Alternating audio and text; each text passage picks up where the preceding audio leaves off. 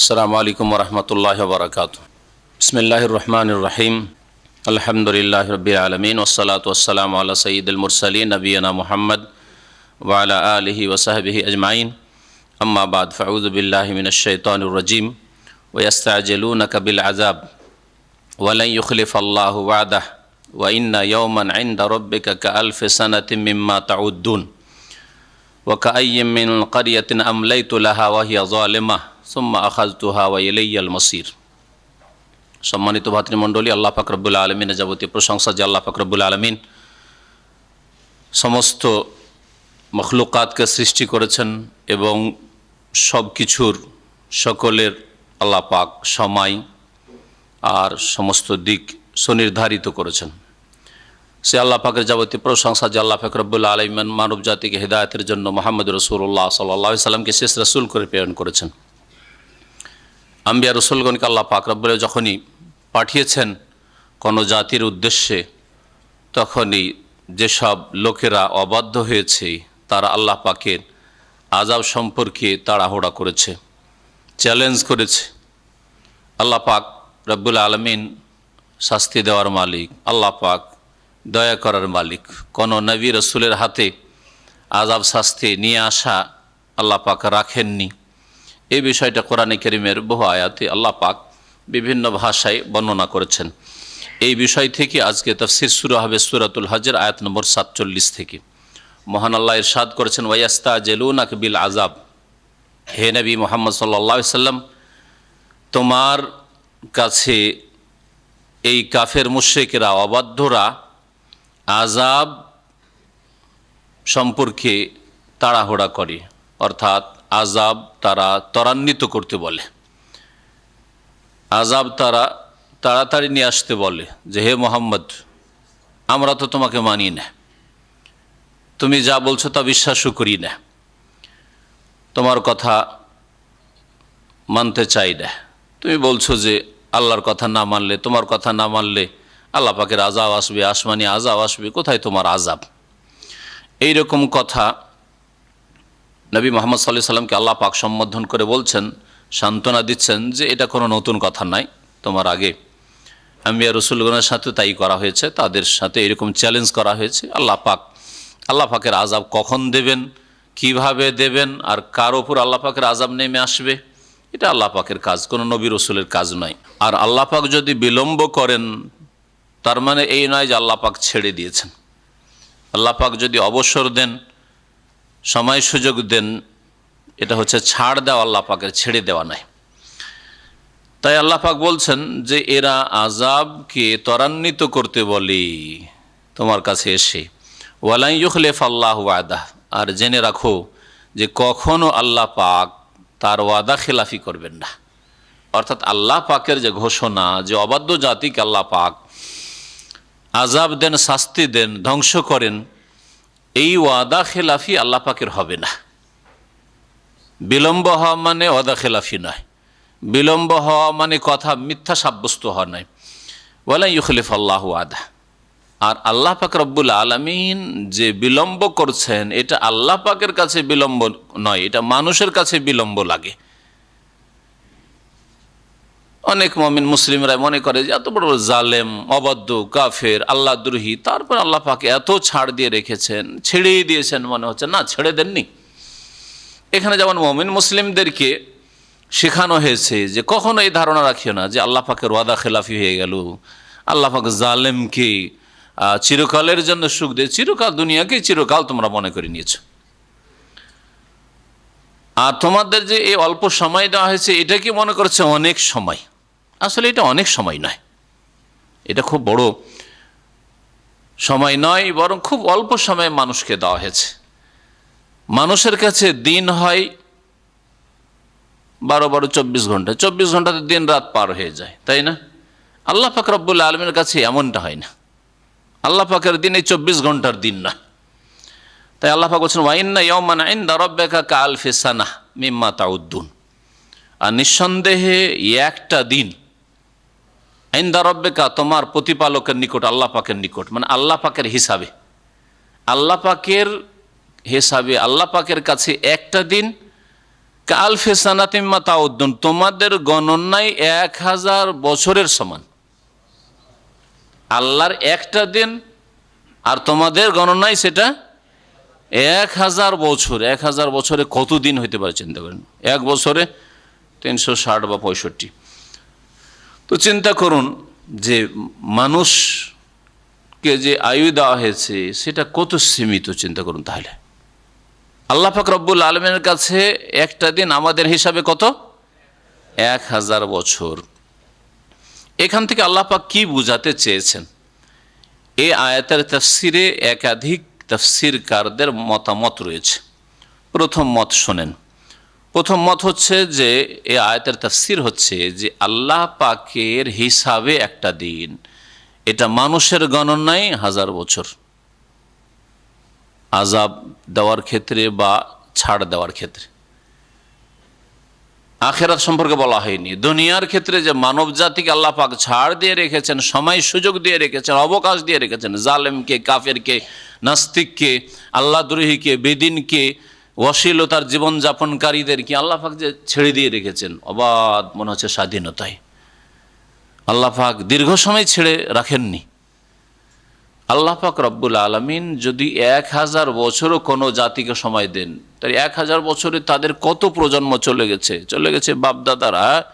হ্যাঁ, কত প্রজন্ম আপনার খুব ভোগবিলাস করলো অথচ পাপে ডুবে থাকলেন 1000 বছর। হ্যাঁ, চিন্তা করেন 1000 বছরে একটা রাসূলুল্লাহ সাল্লাল্লাহু আলাইহি সাল্লাম মের জামানা 1400 বছর হলো, 1400 বছর।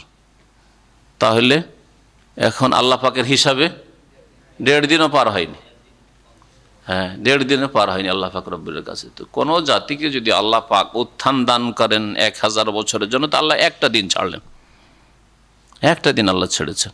500 বছর খুব দাপট চালিয়েছে আর খুব জুলুম অত্যাচার করেছে, তা আল্লাহ পাক রব্বুল কতদিন ছাড় দিয়েছেন?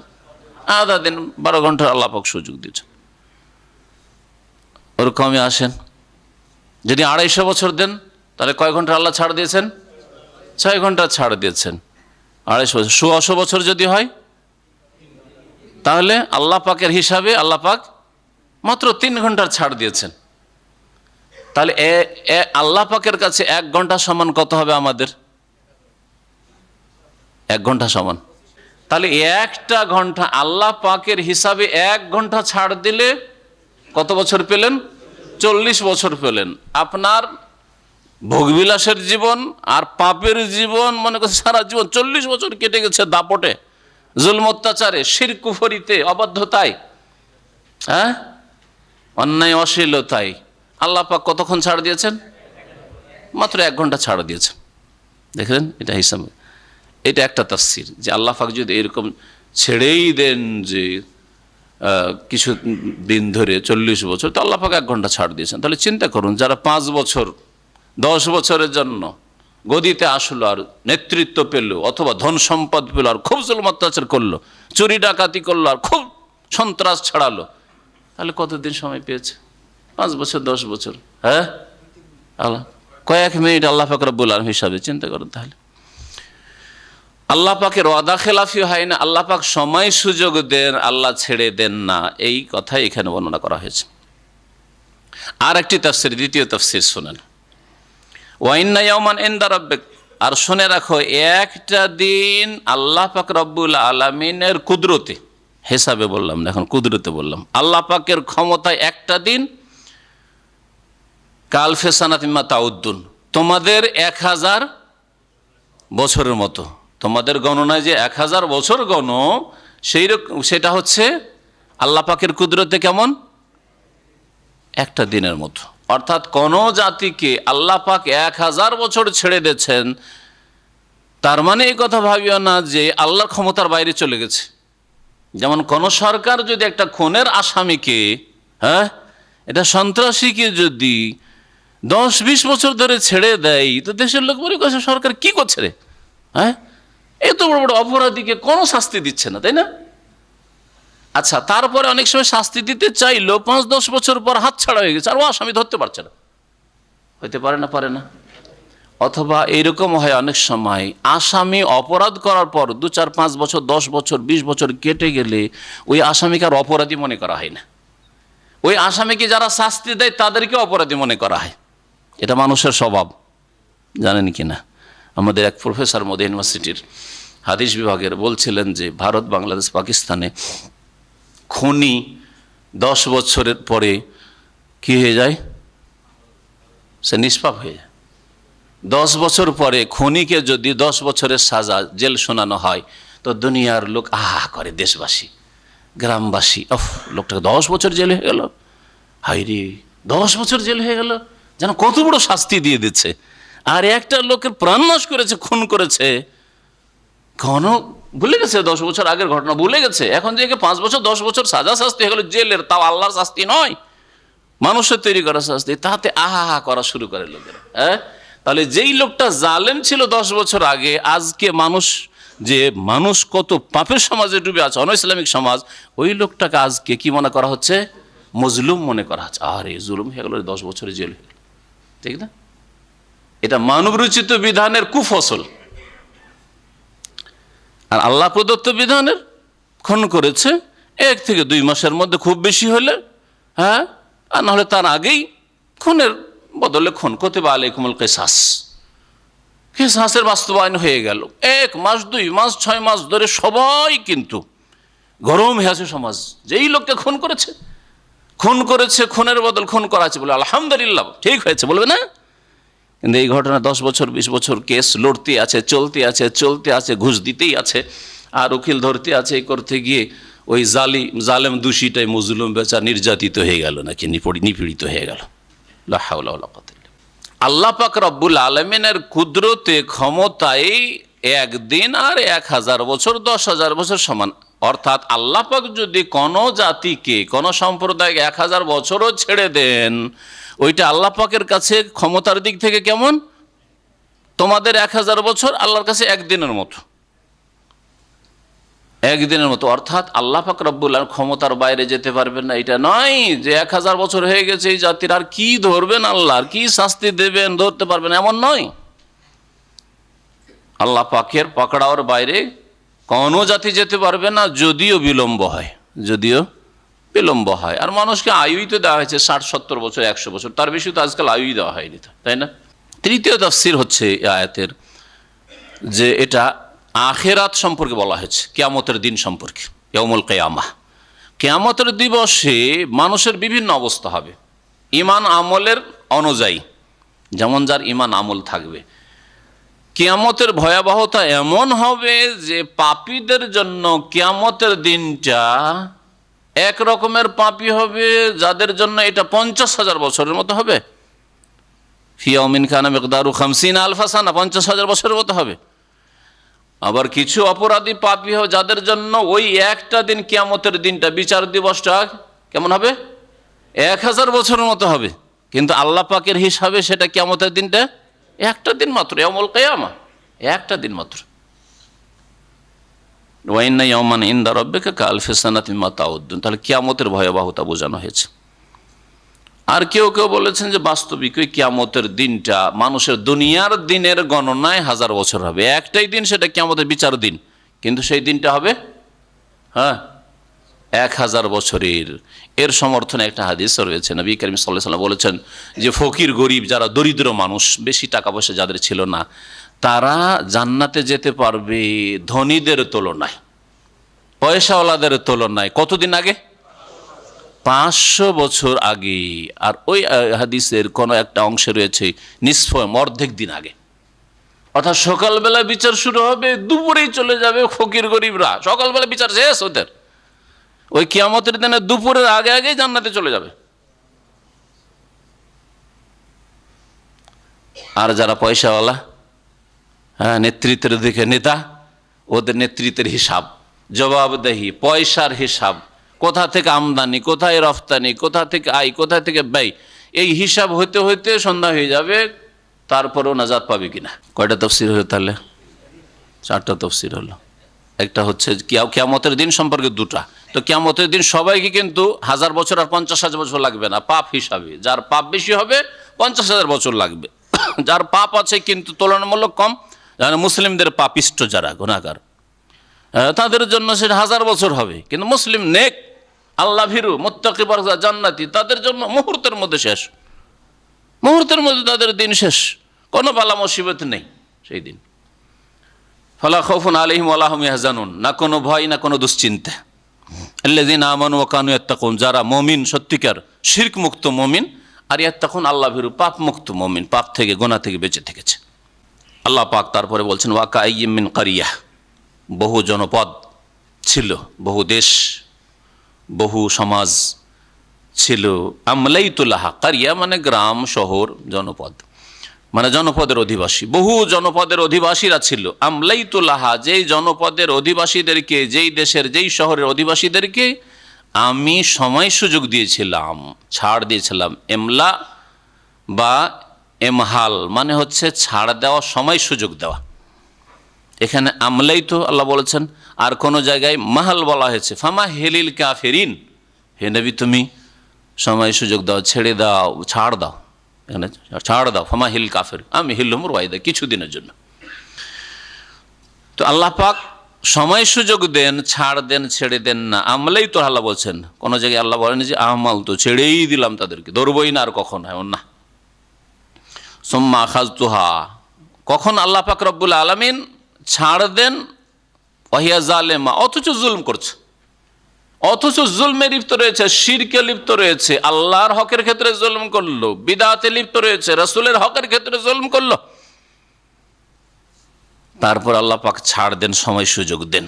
বেনামাজি আল্লাহর হক নষ্ট করলো, ফরজ ওয়াজিব ছাড়ো আল্লাহ পাকের হক নষ্ট করলো, মানুষের হক নষ্ট করলো, বেঈমানি আত্মসাৎ করলো, খেয়ানত করলো। ওয়াহিয়া জালেমা, ওই জনপদের লোকেরা জালেম হওয়া সত্ত্বেও, মানে পাপিষ্ট হওয়া সত্ত্বেও তাদেরকে আমি কি করি, সময় সুযোগ দিই। সুম্মা আখাযতুহা, কিন্তু চিরকালের জন্য ছেড়ে দিই না, অতঃপর আমি তাদেরকে পাকড়াও করি, তাদেরকে পাকড়াও করি। আল্লাহ পাক রব্বুল পাকড়াও করেন। আর আল্লাহ পাক রব্বুল আলামিন কেন পাকড়াও করবেন না? কারণ তার কাছে তো ফিরে যেতে হবে, যাবে কোথায়? তাই বলছেন ওয়া ইলাইয়াল মাসির, আমার কাছেই প্রত্যাবর্তন স্থল, আমার কাছে ফিরে আসতে হয়। কাইফা তাকফুরুনা বিল্লাহ, আল্লাহ বলছেন কেমন করে আল্লাহকে অস্বীকার করো, আল্লাহর সাথে কুফরি করো, হ্যাঁ, আল্লাহর অবাধ্য হও। ও কুনতুম আমওয়াতান ফাহিয়াকুম সুম্মা ইউমীতুকুম সুম্মা ইহয়িকুম সুম্মা ইলাইহি তুরজাউন, তারপরে তার কাছে ফিরে আসতে হবে। কত স্তর পার হয়ে আসলে কিছুই ছিল না। কুনতুম আমওয়াতান, তোমরা মৃত মানে নিশ্চিহ্ন ছিলে, কিছুই ছিল না, জিরো। আর তারপরে হলে হিরো। ফাহিয়াকুম, আল্লাহ পাক হায়াত দান করে, দুনিয়া দান করে, তখন জিরো থেকে হিরো হয়ে গেলে। তারপরে সুম্মা ইউমীতুকুম, আবার জিরোতে নামিয়ে দেবেন আল্লাহ পাক রব্বুল আলামিন। সুম্মা ইহয়িকুম, তারপর আল্লাহ পাক রব্বুল আলামিন আবার কবর থেকে জীবিত করে উঠাবেন। হ্যাঁ, এখানে কে হিরো? ওখানে ইমান আমল যাদের রয়েছে, সৎকর্মশীল, তারাই সেখানে হিরো হইতে পারবে। সুম্মা ইলাইহি তুরজাউন, তার কাছে ফিরে আসতে হবে কবর থেকে উঠেই। সুতরাং সেই জীবন সম্পর্কে, আখিরাত সম্পর্কে চিন্তাশীল হইতে হবে। আল্লাহ পাক আমাদের জন্য তার তৌফিক দান করেন, সেই রকম ঈমান আকীদা আমাদের দান করেন। মহান আল্লাহ তারপর ইরশাদ করে, কুল হে নবী বলো, ইয়া আইয়ুহান নাস, যখন নবী করিম সাল্লাল্লাহু আলাইহি সাল্লামের কাছে লোকেরা, কাফেররা আযাবের জন্য জলদিবাজি করত, তাড়াহুড়া করত, চ্যালেঞ্জ করত, আল্লাহ পাক নবী সাল্লাল্লাহু আলাইহি সাল্লামকে বললেন যে তুমি মানুষকে জানিয়ে দাও যে আমার যেটা ডিউটি আমি করি, আল্লাহ পাকের কাজ আল্লাহ পাক করবেন। কুল হে নবী বলে দাও মানুষকে, আইয়ুহান নাস, হে মানব সকল, ইন্নামা আনা লাকুম নাযীরুম মুবিন, নিঃসন্দেহে আমি হচ্ছি একমাত্র একজন স্পষ্ট সতর্ককারী, স্পষ্ট রূপে সতর্ককারী। আমি শুধু সতর্ক সাবধান করার জন্য এসেছি, মন্দ পথ থেকে, জাহান্নামের রাস্তা থেকে, আল্লাহ পাকের আযাব গজব দুনিয়া আখিরাতে কোন রাস্তায় রয়েছে, এই রাস্তা থেকে সতর্ক করার জন্য। ওই রাস্তা বাদ দাও, সোজা রাস্তায় আসো, যাতে দুনিয়া আখিরাতে শান্তি পাও। এটা হচ্ছে আমার মিশন, আমার কাজ। ফাল্লাযীনা আমানু ওয়া আমিলুস সালিহাত, আর নবী করিম সাল্লাল্লাহু আলাইহি সাল্লামের নযীরুম মুবিন হয়ে, সুস্পষ্ট সতর্ককারী হয়ে আসার পরে মানুষ দুই ভাগে বিভক্ত হয়েছে, যেমন আম্বিয়া রসুলগণের জামানায় যুগে যুগে হয়েছে, সৎ আর অসৎ, হ্যাঁ, মুমিন আর কাফের। আল্লাহ পাক দুই দলের বদলা সম্পর্কে, শেষ পরিণাম সম্পর্কে বলছেন যে সৎকর্মশীলদের কত উত্তম প্রতিদান রয়েছে, আল্লাহ পাকের কাছে মহাপুরস্কার রয়েছে, আর যারা অসৎ তাদের জন্য কত কঠোর শাস্তি রয়েছে। মহান আল্লাহ একটি আয়াতে এই দুই জাতির কথা, মানব জাতিকে যে ঈমান আকীদার ভিত্তিতে, কর্মের ভিত্তিতে আল্লাহ পাক দুই জাতিতে ভাগ করেছেন, মুমিন আর কাফের, বিশ্বাসী অবিশ্বাসীতে, মুওয়াহিদ একত্ব প্রতিষ্ঠাকারী আর মুশরিকে মুসলিম আত্মসমর্পণকারী, আর অবজ্ঞাকারী অস্বীকারীতে আল্লাহ পাক রব্বুল আলামিন বলছেন যে শোনো, ফাল্লাযীনা আমানু ওয়া আমিলুস সালিহাত, সুতরাং যারা বিশ্বাস স্থাপন করবে, আল্লাহ যা বিশ্বাস করতে বলেছেন তা বিশ্বাস করে, আল্লাহ পাক বলেননি, তার রাসূল বলেন, উদ্ভট কথা বিশ্বাস করে না। ধর্মের নামে মুসলিম সমাজের বিদাতীরা বহু উদ্ভট কথা, আজব কথা বিশ্বাস করে। কোরআন হাদিসের কথা বিশ্বাস করার তৌফিক হয় না, সেদিকে মনোযোগী হয় না, কিন্তু মুরব্বীরা বলেছে বিশ্বাস করে। সমাজে ছড়িয়ে আছে ওই সব কথা বিশ্বাস করে। কত যে এই শিরকি আকীদা, কত যে বিদাতি আকীদা, কত যে টোটকা ফটকা, কত যে কুসংস্কার রয়েছে, এইসব ভ্রান্ত কথা বিশ্বাস করে যে তাদের ওলিয়া উলিয়া গৌস কুতুব আছে, ভ্রান্ত বিশ্বাস। আর গৌস কুতুব সব কিছুর রক্ষাকারী, তারাই ধরে আছে, তারাই রক্ষা করে। বিশ্বাস করে যে জিলানির নাম বিনা উজুতে নেওয়া যাবে না। হ্যাঁ, আর বিনা উজুতে নিলে কয়টা চুল পড়বে? 2.5টা চুল পড়বে। রসুলের নাম বিনা উজুতে নিলে কি হুকুম এটা জানে না মুসলিমরা। হ্যাঁ, উজু লাগে না ওই সব নিয়ে কোনো মাথা ব্যথা নেই। আল্লাহর নাম যে জিকির, সুবহানাল্লাহ, আলহামদুলিল্লাহ, আল্লাহু আকবার, লা ইলাহা ইল্লাল্লাহ, লা হাওলা ওয়ালা কুওয়াতা ইল্লা বিল্লাহ, সুবহানাল্লাহি ওয়া বিহামদিহি, সুবহানাল আযীম, এই তাসবিহ পড়ার জন্য কি উজু লাগবে? যে আল্লাহ পাকের জিকির, আজকে আল্লাহর নাম নেওয়ার জন্য তো উজু লাগলো না। আর বিনা উজুতে যদি তাদের রবের নাম যদি নেওয়া যায়, এ মুশরিকদের রবের নাম নেওয়া যায়, তাহলে সর্বনাশ হয়ে যাবে, 2.5টা চুল পড়ে যাবে। ভ্রান্ত বিশ্বাস। সূর্যগ্রহণ লাগলে, চন্দ্রগ্রহণ লাগলে কি করতে হবে মহিলাদেরকে? পেটে বাচ্চা থাকলে কি করতে হবে? কোনো কিছু তরিতরকারি কাটা যাবে কিনা? আউযুবিল্লাহ। হ্যাঁ, বাচ্চা হলে বাইরে বেরোলে খালি হাতে বেরোয়া যাবে না। হ্যাঁ, রাতে কোনো জিনিস কাউকে ধার দেওয়া যাবে না, রাতে বাড়ি থেকে কোনো কিছু বের করতে দেওয়া যাবে না। শিরকি, কুফরি, ভ্রান্ত বিশ্বাস রাখে, উদ্ভট বিশ্বাস রাখে। মা আনজালাল্লাহু বিহি মিন সুলতান, আল্লাহ পাক যা নাজিল করেন তাতেই বিশ্বাসী জাতিতে মুসলিম। আর আল্লাহর তৌহিদ, আল্লাহ পাকের কুদরত, আল্লাহ পাকের 99টি নাম এবং সেগুলির ব্যাখ্যা বিশ্লেষণ, সেগুলি সম্পর্কে কোনো পরোয়া নেই। আল্লাহ সরিউল হিসাব, শদীদুল ইকাব, হ্যাঁ, আজিজুল যুনতিকাম, কোথায় বিশ্বাস এগুলির ওপর? আল্লাহ পাক রব্বুল আলামিন কাদির, সামি, বসির, আল্লাহর ক্ষমতার বাইরে যেতে পারে, দৃষ্টির বাইরে যেতে পারেন না, শ্রবণ শক্তির বাইরে যেতে পারেন না। কোথায় এগুলির প্রতি বিশ্বাস? হ্যাঁ, আখেরাত, পরকাল, জান্নাত, জাহান্নাম, কবরের জীবন, আখেরাত টার্গেট, কোথায় বিশ্বাস? যারা ঈমানদার, আল্লাহ যা বিশ্বাস করতে বলেছেন তাই বিশ্বাস করি। ও আমিলুস সালিহাত, এবং বিশ্বাসের দাবিদার শুধু নয়, বরং তারা নেক কাজগুলি করে প্রমাণ করে দেয় যে আমরা বিশ্বাসী, অবিশ্বাসী নই, আমরা মুমিন, মুসলিম, কাফের, মুশরিক নই। লাহুম মাগফিরাহ, তাদের জন্য মার্জনার ঘোষণা রয়েছে আল্লাহর পক্ষ থেকে, মাফ করে দেবেন আল্লাহ পাক রব্বুল আলামিন। ঈমান আর নেক আমল থাকলেই ভুল ভ্রান্তি আল্লাহ মাফ করে দেবেন। আর নেক আমল 2 রকম, ইতিবাচক, মানে আল্লাহ যা করতে বলেছেন করতে হবে, হ্যাঁ, আর যা নিষেধ করেছেন তা থেকে বাঁচতে হবে, এটাও নেক আমল। আপনার কুকাজে লিপ্ত না হওয়া, গুনাহ থেকে বেঁচে থাকা, হারাম না খাওয়া, এটাও ইবাদত, মনে রাখবেন। এগুলো হচ্ছে সলিহাত। তাদের জন্য মাগফিরাত রয়েছে, ওয়া রিজকুন কারীম, আর তাদের জন্য সম্মানজনক উপজীবিকা রয়েছে, তাদের জন্য ইজ্জতপূর্ণ রিজিক রয়েছে। ইজ্জতের সাথে রিজিক, আরে বেজ্জতির সাথে রিজিক অনেকে পায়, গোলামি করে কারো, আর খুব ভালো ভালো খেতে পায়, কি সম্মানের রিজিক? আল্লাহ শুধু রিজক এই জন্য বলেননি, রিজকুন কারীম, সম্মানজনক জীবিকার ব্যবস্থা রয়েছে, রিজিকের ব্যবস্থা রয়েছে। অনেক তাবেঈরা এই রিজকুন কারীমের তাফসীর শুধু জান্নাত করেছেন। নিঃসন্দেহে জান্নাত সবচেয়ে বড় রিজকুন কারীম, সবচেয়ে বড় সম্মানজনক জীবিকা হচ্ছে, রিজিক হচ্ছে জান্নাত, আর এটাই হচ্ছে মুমিনের টার্গেট। কিন্তু মুমিন সৎকর্মশীলকে আল্লাহ পাক সম্মানজনক রিজিক কবরের জীবনেও দেবেন আর দুনিয়াতেও দেবেন। চিন্তা করুন, একটা লোক চুরি করে খায়, হারাম পথে আয় উপার্জন করে, তার সমাজে কোন মান ইজ্জত আছে? যে বেঈমানি করে, যে আত্মসাৎ করে, বিভিন্নভাবে অবৈধভাবে যে রুজি রোজগার করে, তাকে কে শ্রদ্ধা সম্মান করে? যাদের চুরি ডাকাতিও করেন না তারাও ঘৃণা করে, না আমাদের ক্ষতি করেন, এরা আমাদের গ্রামের চোর বা হারাম খায়, কিন্তু আমাদের সাথে কোনো খারাপ আচরণ করে, তারপরও ঘৃণা করে না? তাহলে সম্মানজনক রিজিক পায় সমাজে?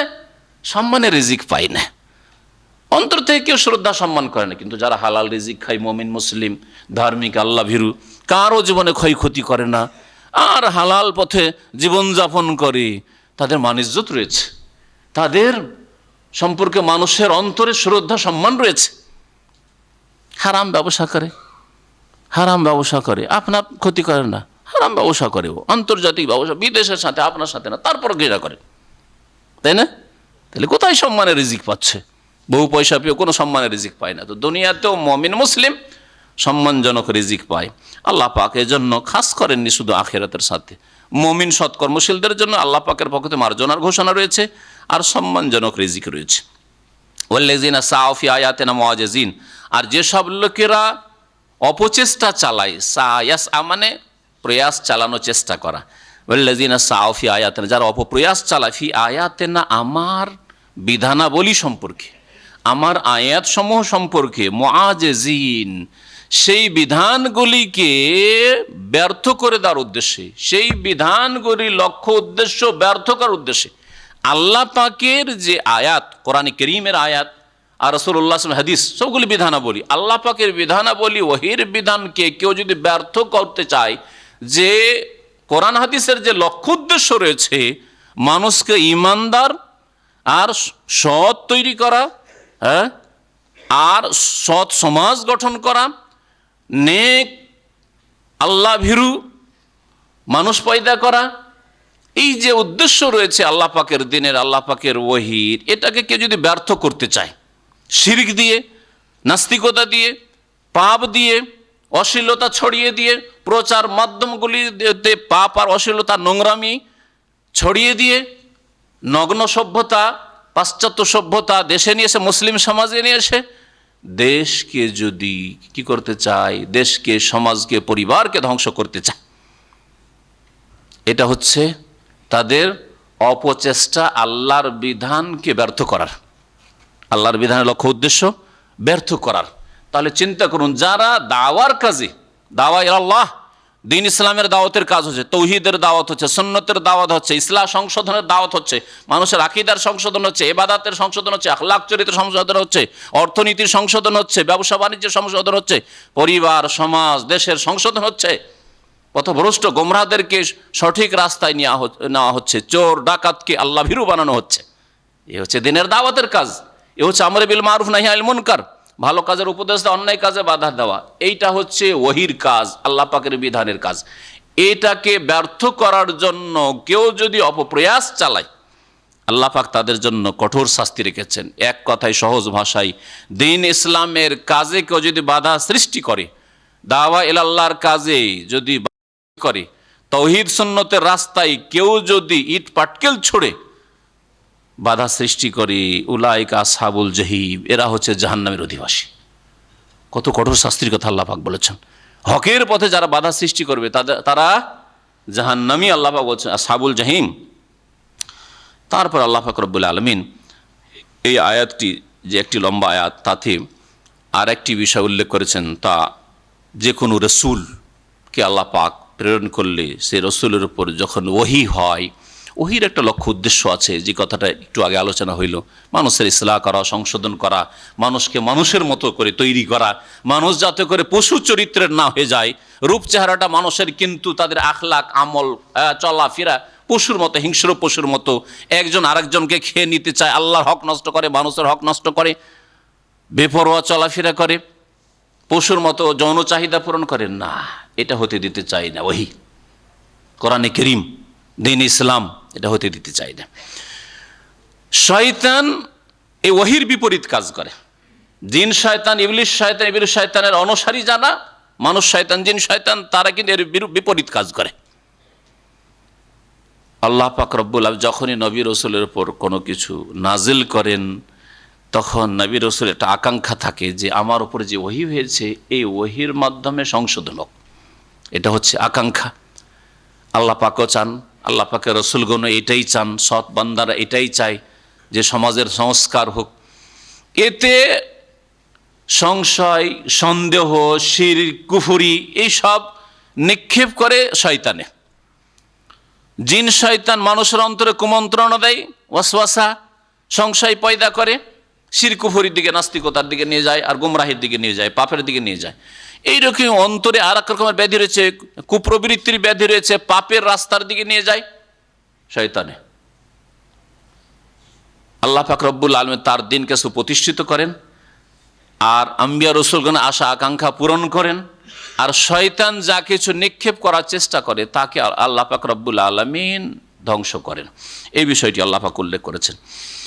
আর তরজমা করি, তারপরে এই আয়াতের আরেকটি তাফসীর হইতে পারে, সেটাও বর্ণনা করব। মহান আল্লাহ ইরশাদ করেছেন, ওয়া মা আরসালনা মিন ক্বাবলিকা মির রাসূল, হে নবী মুহাম্মদ সাল্লাল্লাহু আলাইহি ওয়াসাল্লাম, তোমার পূর্বে যে কোনো রসুল আমি পাঠিয়েছি, ওয়ালা নবী, অথবা নবী পাঠিয়েছি, ইল্লা ইযা তামান্না, সেই নবী যখনই কোনো আকাঙ্ক্ষা করেছে।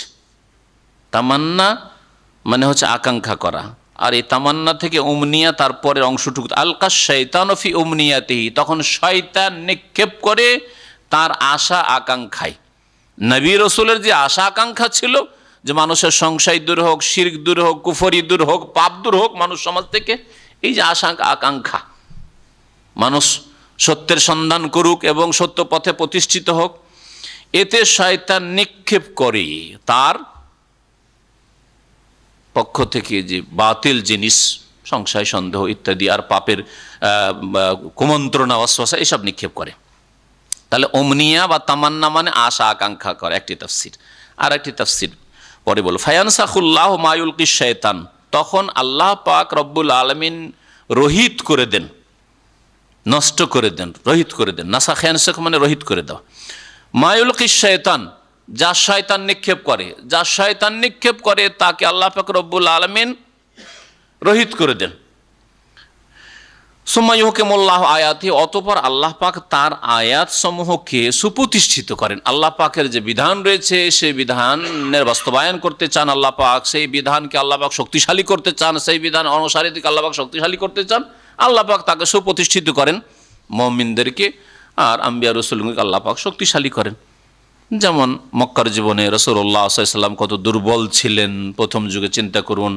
প্রকাশ্যে দাওয়াত দেওয়া যাচ্ছে না, প্রকাশ্যে নামাজ পড়া যাচ্ছে না, প্রকাশ্যে আল্লাহর দিকে ডাকা যাচ্ছে না, কিন্তু সেখান থেকে হিজরত করার পরে কিভাবে এই কয়েক বছরের মধ্যে এমন একটা বিপ্লব আসলো, পরিবর্তন আসলো, যা মানুষ কল্পনা করতে পারেন। যে 23 বছরের জীবনের 13 বছর তো মক্কাতেই কেটে গেল, হ্যাঁ, দুর্বল অবস্থায়। মাত্র 10 বছরের মধ্যে, 10 বছর মানে 8 বছর, মক্কা বিজয় হইতে মাত্র 8 বছরের মধ্যে এত বড় বিশাল বিপ্লব। কোথায় যে কাফেরদের দাপট কোথায় গেল, নিশ্চিহ্ন হয়ে গেল। আর মক্কায় কোনো কাফের খুঁজে পাওয়া যাচ্ছে? আবু লাহাব আর আবু জাহালের বংশধর খুঁজে পাওয়া যাচ্ছে, তাদের ভক্তরা আছে। আল্লাহ পাক ওইভাবে দিনের বিধি বিধানকে সুপ্রতিষ্ঠিত করেন। আল্লাহু আলিমুন হাকিম, আল্লাহ পাক সর্বজ্ঞ, সব কিছু জানেন এবং তিনি প্রজ্ঞাবান। আর দ্বিতীয় তাফসীর হচ্ছে উমনিয়া মানে হচ্ছে তেলাওয়াহ। অনেক তাফসীরকাররা তাবেঈনদের জামানা থেকে তাফসীর করেছেন যে উমনিয়া মানে হচ্ছে তেলাওয়াত। তাহলে কি হবে এই তাফসীর যে আল্লাহ পাক যখনই কোনো নবী রাসূল পাঠান তখন নবী রাসূল কি ইল্লা ইযা তামান্না তেলাওয়াত করেন। নবী রাসূলগণের ওপর যা নাযিল হয় তা পাঠ করে শোনা, আবৃত্তি করে শোনান। তাওরাত নাযিল হল, মুসা আলাইহিস সালাম তেলাওয়াত করে পাঠ করে শুনিয়েছেন, জবুর দাউদ আলাইহিস সালাম পাঠ করে শুনিয়েছেন, ইনজিল ঈসা আলাইহিস সালাম পাঠ করে শুনে, মুহাম্মদ রাসূলুল্লাহ সাল্লাল্লাহু আলাইহি সাল্লাম কোরআনে কারীম তেলাওয়াত করে। ইল্লা ইযা তামান্না, নবী রাসূল তেলাওয়াত করেন। আলকা শাইতানু ফি উমনিয়াতিহি, নবী রাসূলের তেলাওয়াতের উদ্দেশ্য কি? মানুষকে কোরআন শোনার উদ্দেশ্য কি? আল্লাহর দ্বীনের দিকে দাওয়াত দেওয়া, তাওহীদের দিকে দাওয়াত দেওয়া, জান্নাতের পথে আহ্বান করা। সৎ লোক গড়ে উঠুক, অসৎ লোকের সংখ্যা কমুক, এটি হচ্ছে উদ্দেশ্য। আলকা শাইতানু ফি উমনিয়াতি, শয়তান তখন এই তিলাওয়াতে যে নবী রাসূল তেলাওয়াত করেন তাতে কিছু নিক্ষেপ করতে চায়। শয়তান, জিন শয়তান কিছু নিক্ষেপ করতে চায়। এ কি নিক্ষেপ করতে চায় এটা বুঝতে গিয়ে কেউ কেউ কিছু জাল জয়ীফের আশ্রয় নিয়েছে, আর সেখানে একটা জাল কিস্সা রয়েছে, মিথ্যা ঘটনা। সহিটা আগে বর্ণনা করি, তারপরে জালটা বলবো সতর্ক করার জন্য, সেটা বর্ণনা করার জন্য না, আর সেটা আপনারা বিশ্বাস করবেন সেজন্য না। যখন রাসূলুল্লাহ সাল্লাল্লাহু আলাইহি সাল্লাম তেলাওয়াত করছিলেন, সেই তেলাওয়াতে সূরা নাজমের তেলাওয়াত ছিল। আফারাআইতুমুল লাতা ওয়াল উজ্জা ওয়া মানাতা সালিসাতাল উখরা আলাকুমুজ যাকার ওয়া লাহুল উনসা, লাত উজ্জা মানাতের কথা এসেছিল। এই লাত উজ্জা মানাতের কথা আসতেই, সহি রিওয়ায়াত, আসতেই কাফেররা খুব খুশি হলে, আরে এতদিন তো মুহাম্মদ সাল্লাল্লাহু আলাইহি ওয়াসাল্লাম আমাদের দেবদেবীর বিরোধিতা করতো, আর আমাদের দেবদেবীর নাম কোরআনে তেলাওয়াত হচ্ছে, পাঠ হচ্ছে। রাসূলুল্লাহ সাল্লাল্লাহু আলাইহি ওয়াসাল্লাম সূরা নাজমে একটা সেজদা আছে, সেজদায় তেলাওয়াত, সেজদায় পড়েছেন, আর সমস্ত কাফের খুশিতে সেজদায় পড়ে গেছে, আবেগে সব সেজদায় পড়ে গেছে। একটা কাফের বলছে, আরে মুহাম্মদের সাথে সেজদা করে দেবো, যদিও আমাদের দেবদেবীর নাম নিয়েছি, কিন্তু না না না, মুহাম্মদের সেজদা করবো না, করবো না। সবাই যে সেজদা করছে, বলছে একটু ধুলি উঠে কপালে ঠেকেই নিল। এই কাফের এত বড় তাগুত ছিল। তো যাই হোক, এই ঘটনা গুজব হিসাবে রটে যায়, এমনভাবে রটে যায় যে হাবাসা আবেশিনিয়া সাহাবীরা জুলম অত্যাচার থেকে রক্ষার জন্য রাসূলুল্লাহ সাল্লাল্লাহু আলাইহি ওয়াসাল্লাম হুকুমে যায় হিজরত করেছিলেন, ওরা ভুল খবর পেয়েছে। গুজব কি রটেছে, মক্কার কাফের সব মুসলমান হয়ে গেছে, ওই যে সেজদায় পড়ে গেছে মুসলিম হয়ে গেছে, আর সবাই ফিরে চলে এসছে। আরে ফিরে চলে এসে কি মুসিবত, আরও জুলম অত্যাচার শুরু হয়ে গেছে, কিছুই না, আর সব গুজব শুনেছিলাম, ইসলাম কবুল করেনি এরা। এই ছিল ঘটনা।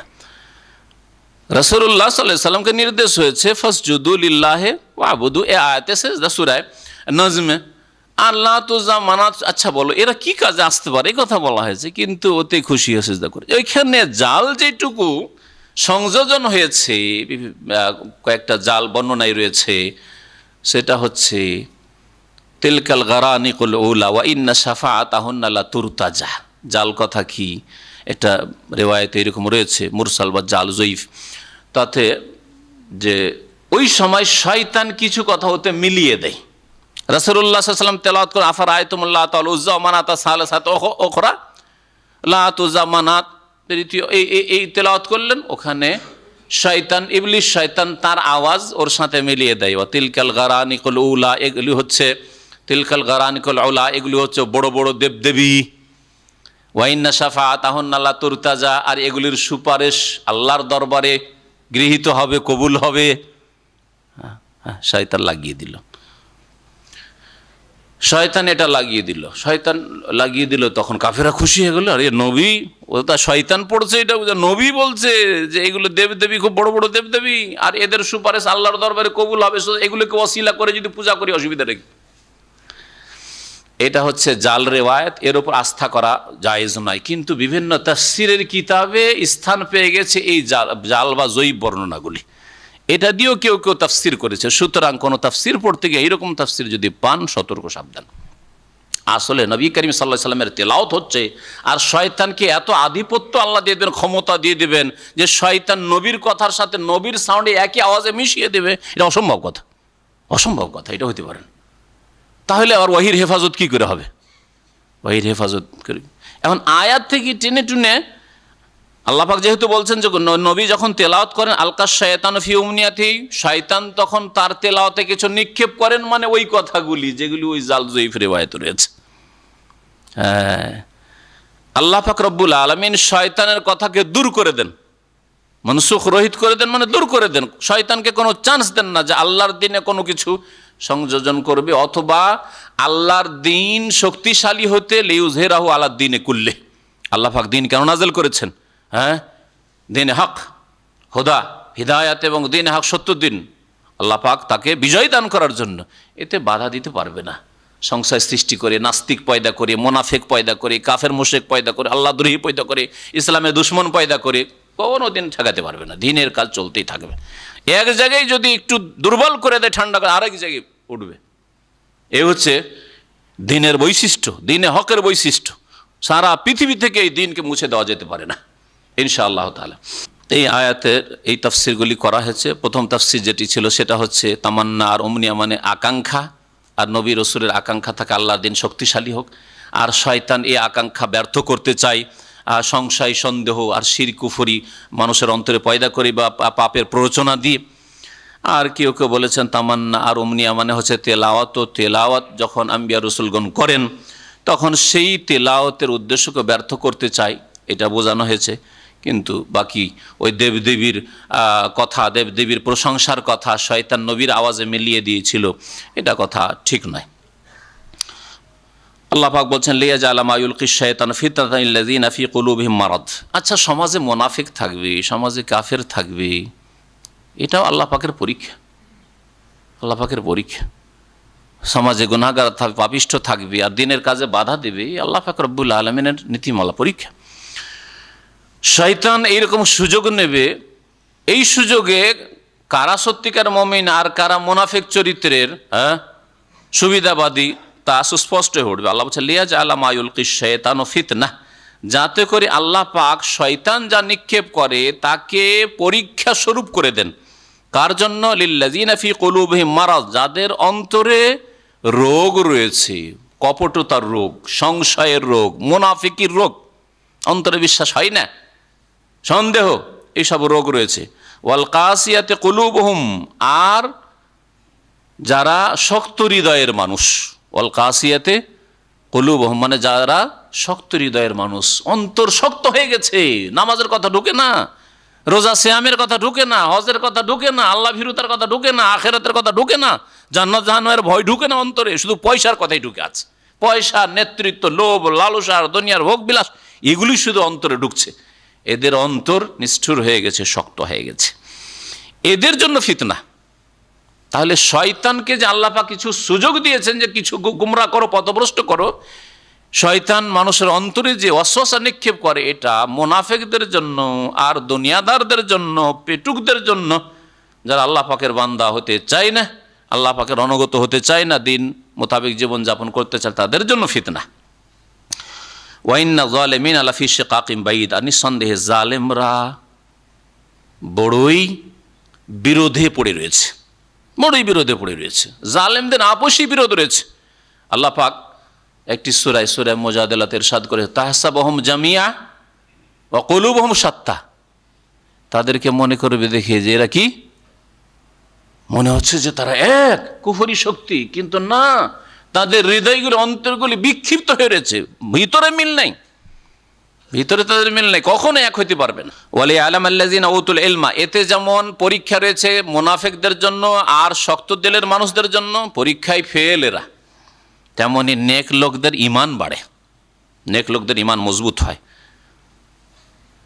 মাটিকে যত শুকাবেন মজবুত হবে, আর শুকানো বা যত পোড়াবেন আরো মজবুত হবে। হ্যাঁ, ওই রকম মুমিনরা। ওয়ালি আলাম আল্লাযিনা উতুল ইলমা, আর যাতে করে জানতে পারে নিশ্চিতভাবে, ওই সব লোকেরা জানতে পারে, মানে ঈমান তো আছে, জানেই কোরআন হাদিসের কথা, কিন্তু এটা বাস্তবে যাতে করে রূপ পায়, বাস্তবে প্র্যাকটিক্যালি জানতে পারে। আল্লাযিনা উতুল ইলমা, যাদেরকে জ্ঞান দেওয়া হয়েছে, কোরআন এবং হাদিসের, দ্বীন ইসলামের জ্ঞান দেওয়া হয়েছে, আকীদা, ইবাদত, আখলাকের জ্ঞান দেওয়া হয়েছে, তারা যাতে জানতে পারে আন্নাহুল হাক্কু মির রাব্বিক, এই ওহী, এই কোরআন কারীম, আল্লাহ পাকের বিধান রবের পক্ষ থেকে চিরসত্য, এটা হচ্ছে সত্য বিধান। ফায়ুমিনু বিহি, সুতরাং তার প্রতি তারা বিশ্বাস মজবুত করবে, বিশ্বাস স্থাপন করবে। ফাতুখবিতা লাহু কুলুবুহুম, এবং তাদের হৃদয় সেই দিকে ধাবিত হবে। ফাতুখবিতা লাহু কুলুবুহুম, এই আল্লাহ পাকের দিনের দিকে, এই হকের দিকে তাদের হৃদয় ঝাঁপিয়ে পড়বে, আল্লাহমুখী হবে, আল্লাহর দিনমুখী হবে। ওয়া ইন্নাল্লাহা লাহাদিল্লাযিনা আমানু ইলা সিরাতিম মুস্তাকিম, নিঃসন্দেহে আল্লাহ পাক রব্বুল আলামিন মুমিনদেরকে পরিচালিত করেন, অবশ্যই পরিচালিত করেন। লাহাদি ইসিম ফাইলের সাথে হাদি, অবশ্যই পরিচালিত করেন। আল্লাযিনা আমানু, ওই সব লোকদেরকে যারা ঈমানদার, কোন দিকে পরিচালিত করেন? ইলা সিরাতিম মুস্তাকিম, সরল পথের দিকে, সরল পথের দিকে পরিচালিত করেন দুনিয়াতে আর আখিরাতে। আখিরাতে পরিচালিত করবেন জান্নাতের পথে। আল্লাহ পাক তার রহমতে, তাদের ঈমান আমলের বদলতে আল্লাহ পাকের রহম হবে, আল্লাহ পাক তাদেরকে জান্নাতের পথে পরিচালিত করবে, জান্নাতে যাবে তারা। আর দুনিয়াতে তারা সঠিক পথের ওপর, দিনের ওপর, সহি আকীদা, সহি ইবাদতের ওপর কায়েম থাকবে। ওয়ালা ইয়াজালুল্লাযিনা কাফারু ফি মিরয়াতিম মিনহু, আর কাফেররা সর্বদাই আল্লাহ পাকের দিন সম্পর্কে সন্দিহান থাকবে, কাফের সংশয়ে সন্দেহই পড়ে থাকবে, বললেও শুনবে না, মানবে না। কতদিন পর্যন্ত এই সন্দেহ তাদের থাকবে? মত পর্যন্ত, বা কিয়ামত আসা পর্যন্ত। আর প্রত্যেকের মত তার জন্য কিয়ামত, কিন্তু মরে গেলে তো শেষ। হাত্তা তাতিয়াহুমুস সাআতু বাগতা, এমনকি তাদের কাছে কিয়ামত আকস্মিকভাবে চলে আসবে, কিয়ামত তাদের কাছে হঠাৎ করে চলে আসবে। কিয়ামত পর্যন্ত যদি তাদের সময় দেওয়া হয়, তবু সংশোধন করবে না এই কাফের, অবাধ্য, বেদীন, যাদের অন্তর শক্ত হয়ে গেছে। আও ইয়াতিয়াহুম আযাবু ইয়াউমিন আকিম, অথবা তাদের কাছে এসে পড়বে এমন দিনের আযাব। আও ইয়াতিয়াহুম, তাদের কাছে এসে পড়বে আযাবু ইয়াউমিন আকিম, বন্ধ্যা দিবসের আযাব, শাস্তি। বন্ধ্যা দিবসের শাস্তি। বন্ধ্যা দিবস বলা হয়েছে কিয়ামতের দিবসকে। কিয়ামতের দিবসকে বন্ধ্যা কেন বলা হইলো? আযাবুন আকিম, আকিম যে বন্ধ্যা হয় তারপরে আর তার ঘরে ছেলে মেয়ে জন্মায় না, তাই না? তো কিয়ামতের দিনকে বন্ধ্যা ইয়াউমুন আকিম কেন বলা হয়েছে? এই জন্য একটি তার তাফসীর হচ্ছে যে তারপর আর কোনো দিন নেই, এটা হচ্ছে লাস্ট ডে, শেষ দিবস, তাই না? ইয়াউমুল আখিরা, শেষ দিবস। তারপরে জান্নাতি জান্নাতে চলে যাবে, জাহান্নামী জাহান্নামে চলে যাবে, আর দিন রাত কিছু নেই, শেষ দিন, তাই না? তো এই জন্য একে ইয়াউমুন আকিম বলা হয়েছে। আর কোন কোন তাফসীরকাররা বলছেন যে ইয়াউমুন আকিম কিয়ামতের দিবসকে বন্ধ্যা দিবস কি জন্য বলা হয়েছে? অকল্যাণের দিক থেকে, অমঙ্গল হওয়ার দিক থেকে। হ্যাঁ, কিয়ামতের দিবসে কাফেরদের জন্য কোনো কল্যাণ নেই, পাপিষ্ঠ গুনাহগারদের জন্য কল্যাণ নেই, কল্যাণ শূন্য দিন। যেমন যেই মহিলা বন্ধ্যা, তার ঘরে কোনো কল্যাণ নেই। আর কি আশা করছেন, আর বাচ্চা হবে? ছেলে মেয়ে হবে না, তার কল্যাণ নেই, কল্যাণ শূন্য। বন্ধ্যা মানে কল্যাণ শূন্য। ঠিক কিয়ামতের দিনকে ইয়াউমুন আকিম এই জন্য বলা হয়েছে যে সেটা কল্যাণ শূন্য দিন। কার জন্য? কাফেরের জন্য, মুশরিকের জন্য, পাপিষ্ঠদের জন্য।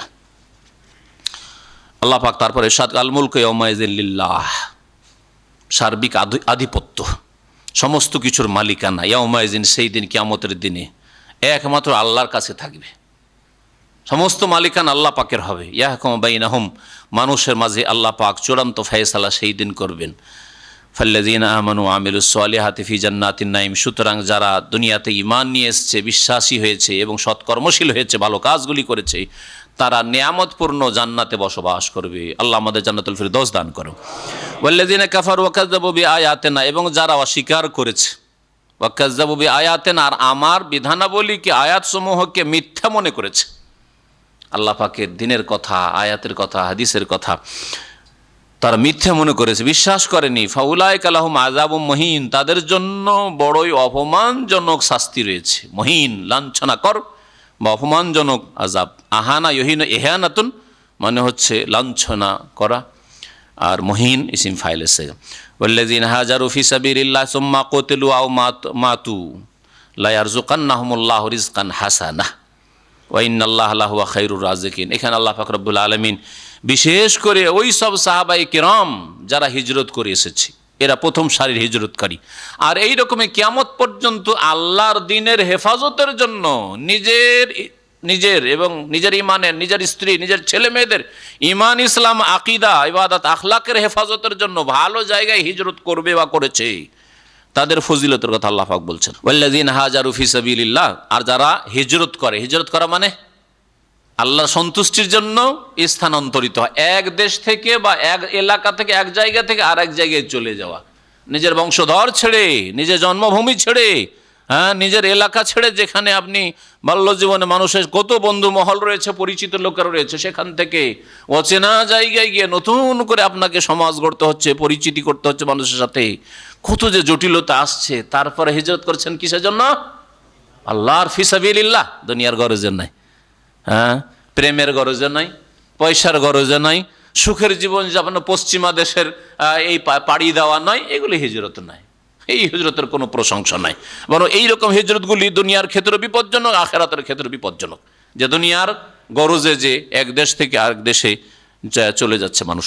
আল্লাহ পাক বলছেন, ওয়াল্লাযীনা হাজারু ফি সাবিলিল্লাহ, যারা আল্লাহর রাস্তায় হিজরত করে, সুম্মা কুতিলু, তারপরে তাদেরকে কি করা হয়?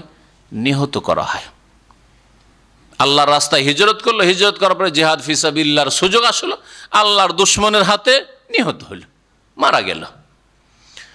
আও মাতু, অথবা বিছানায় মারা গেল। তাহলে বোঝা গেল যে মুহাজিরের এমনিতেই ফজিলত রয়েছে, আল্লাহর রাস্তায় জিহাদ করে মারা যাক, অথবা এমনিতেই বিছানায় মারা যাক। আও মাতু, অথবা বাড়িতেই মারা যাক, সাধারণ অবস্থায় মারা যাক।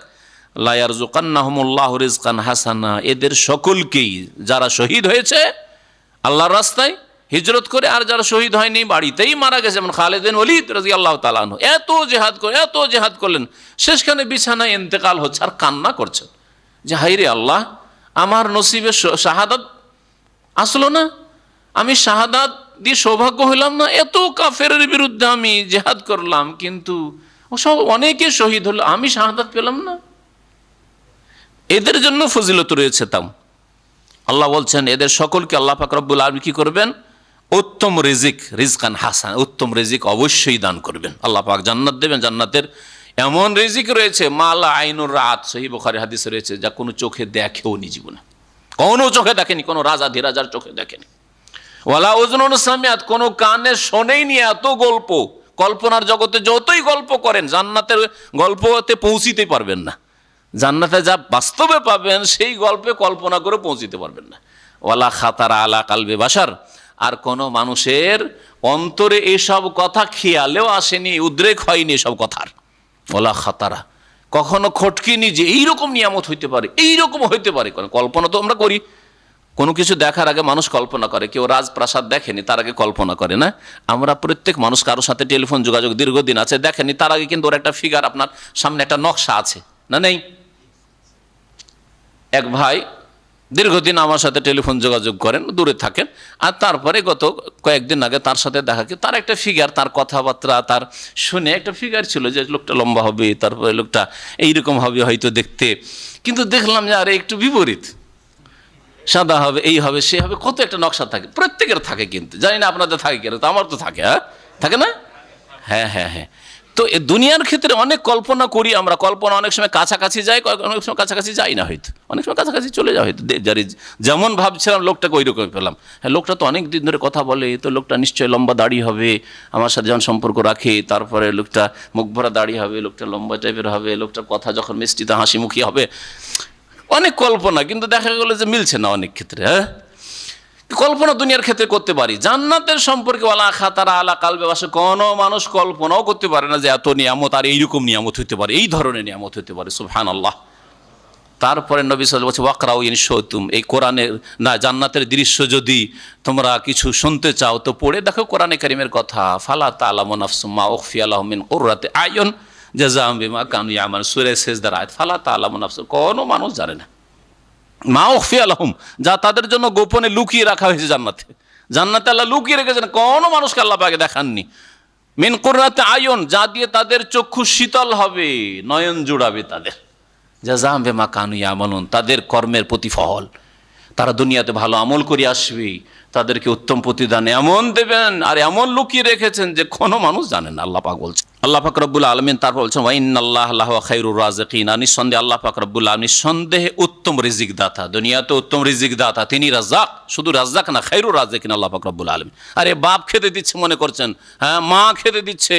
আপনি শ্বশুরের খরচে পড়াশোনা করছেন, শ্বশুরের খরচে বিদেশে এসেছেন, খুব শুকরিয়া আদায় করছেন। হ্যাঁ, আল্লাহ পাক কত কি দিচ্ছেন, সব কিছু আল্লাহর দেওয়া, মাথা থেকে পা পর্যন্ত, শ্বাস প্রশ্বাস, সুস্থতা, অবসর, আর আল্লাহ পাকের তৌফিক, আল্লাহ পাকের এই যে রুজি রোজগার রাস্তা খুলে দেওয়া। আল্লাহর শুকরিয়া কোথায়? আল্লাহ পাকের শুকরিয়া কোথায়? তোমার খাতায় আছে? আল্লাহ পাক আমাদের সকলকে যেন হিদায়াত দান করেন। আল্লাহ পাক খায়রুর রাযিকিন, তিনি রাজ্জাক এবং তিনি খায়রুর রাযিক, উত্তম রিজিক দাতা। লা ইউদখিলান্নাহুম মুদখালান ইয়ারদুনাহা, অবশ্যই অবশ্যই তাদেরকে প্রবিষ্ট করবেন এমন স্থানে, মুদখালা এমন জায়গায়, এমন দাখিল হওয়ার জায়গায়, ইয়ারদাউনাহু, যা তারা পছন্দ করবে, যাতে তারা সন্তুষ্ট হয়ে যাবে। আল্লাহ যখন জান্নাত দিবেন পেয়ে খুশি হয়ে যাবে, সন্তুষ্ট হয়ে যাবে।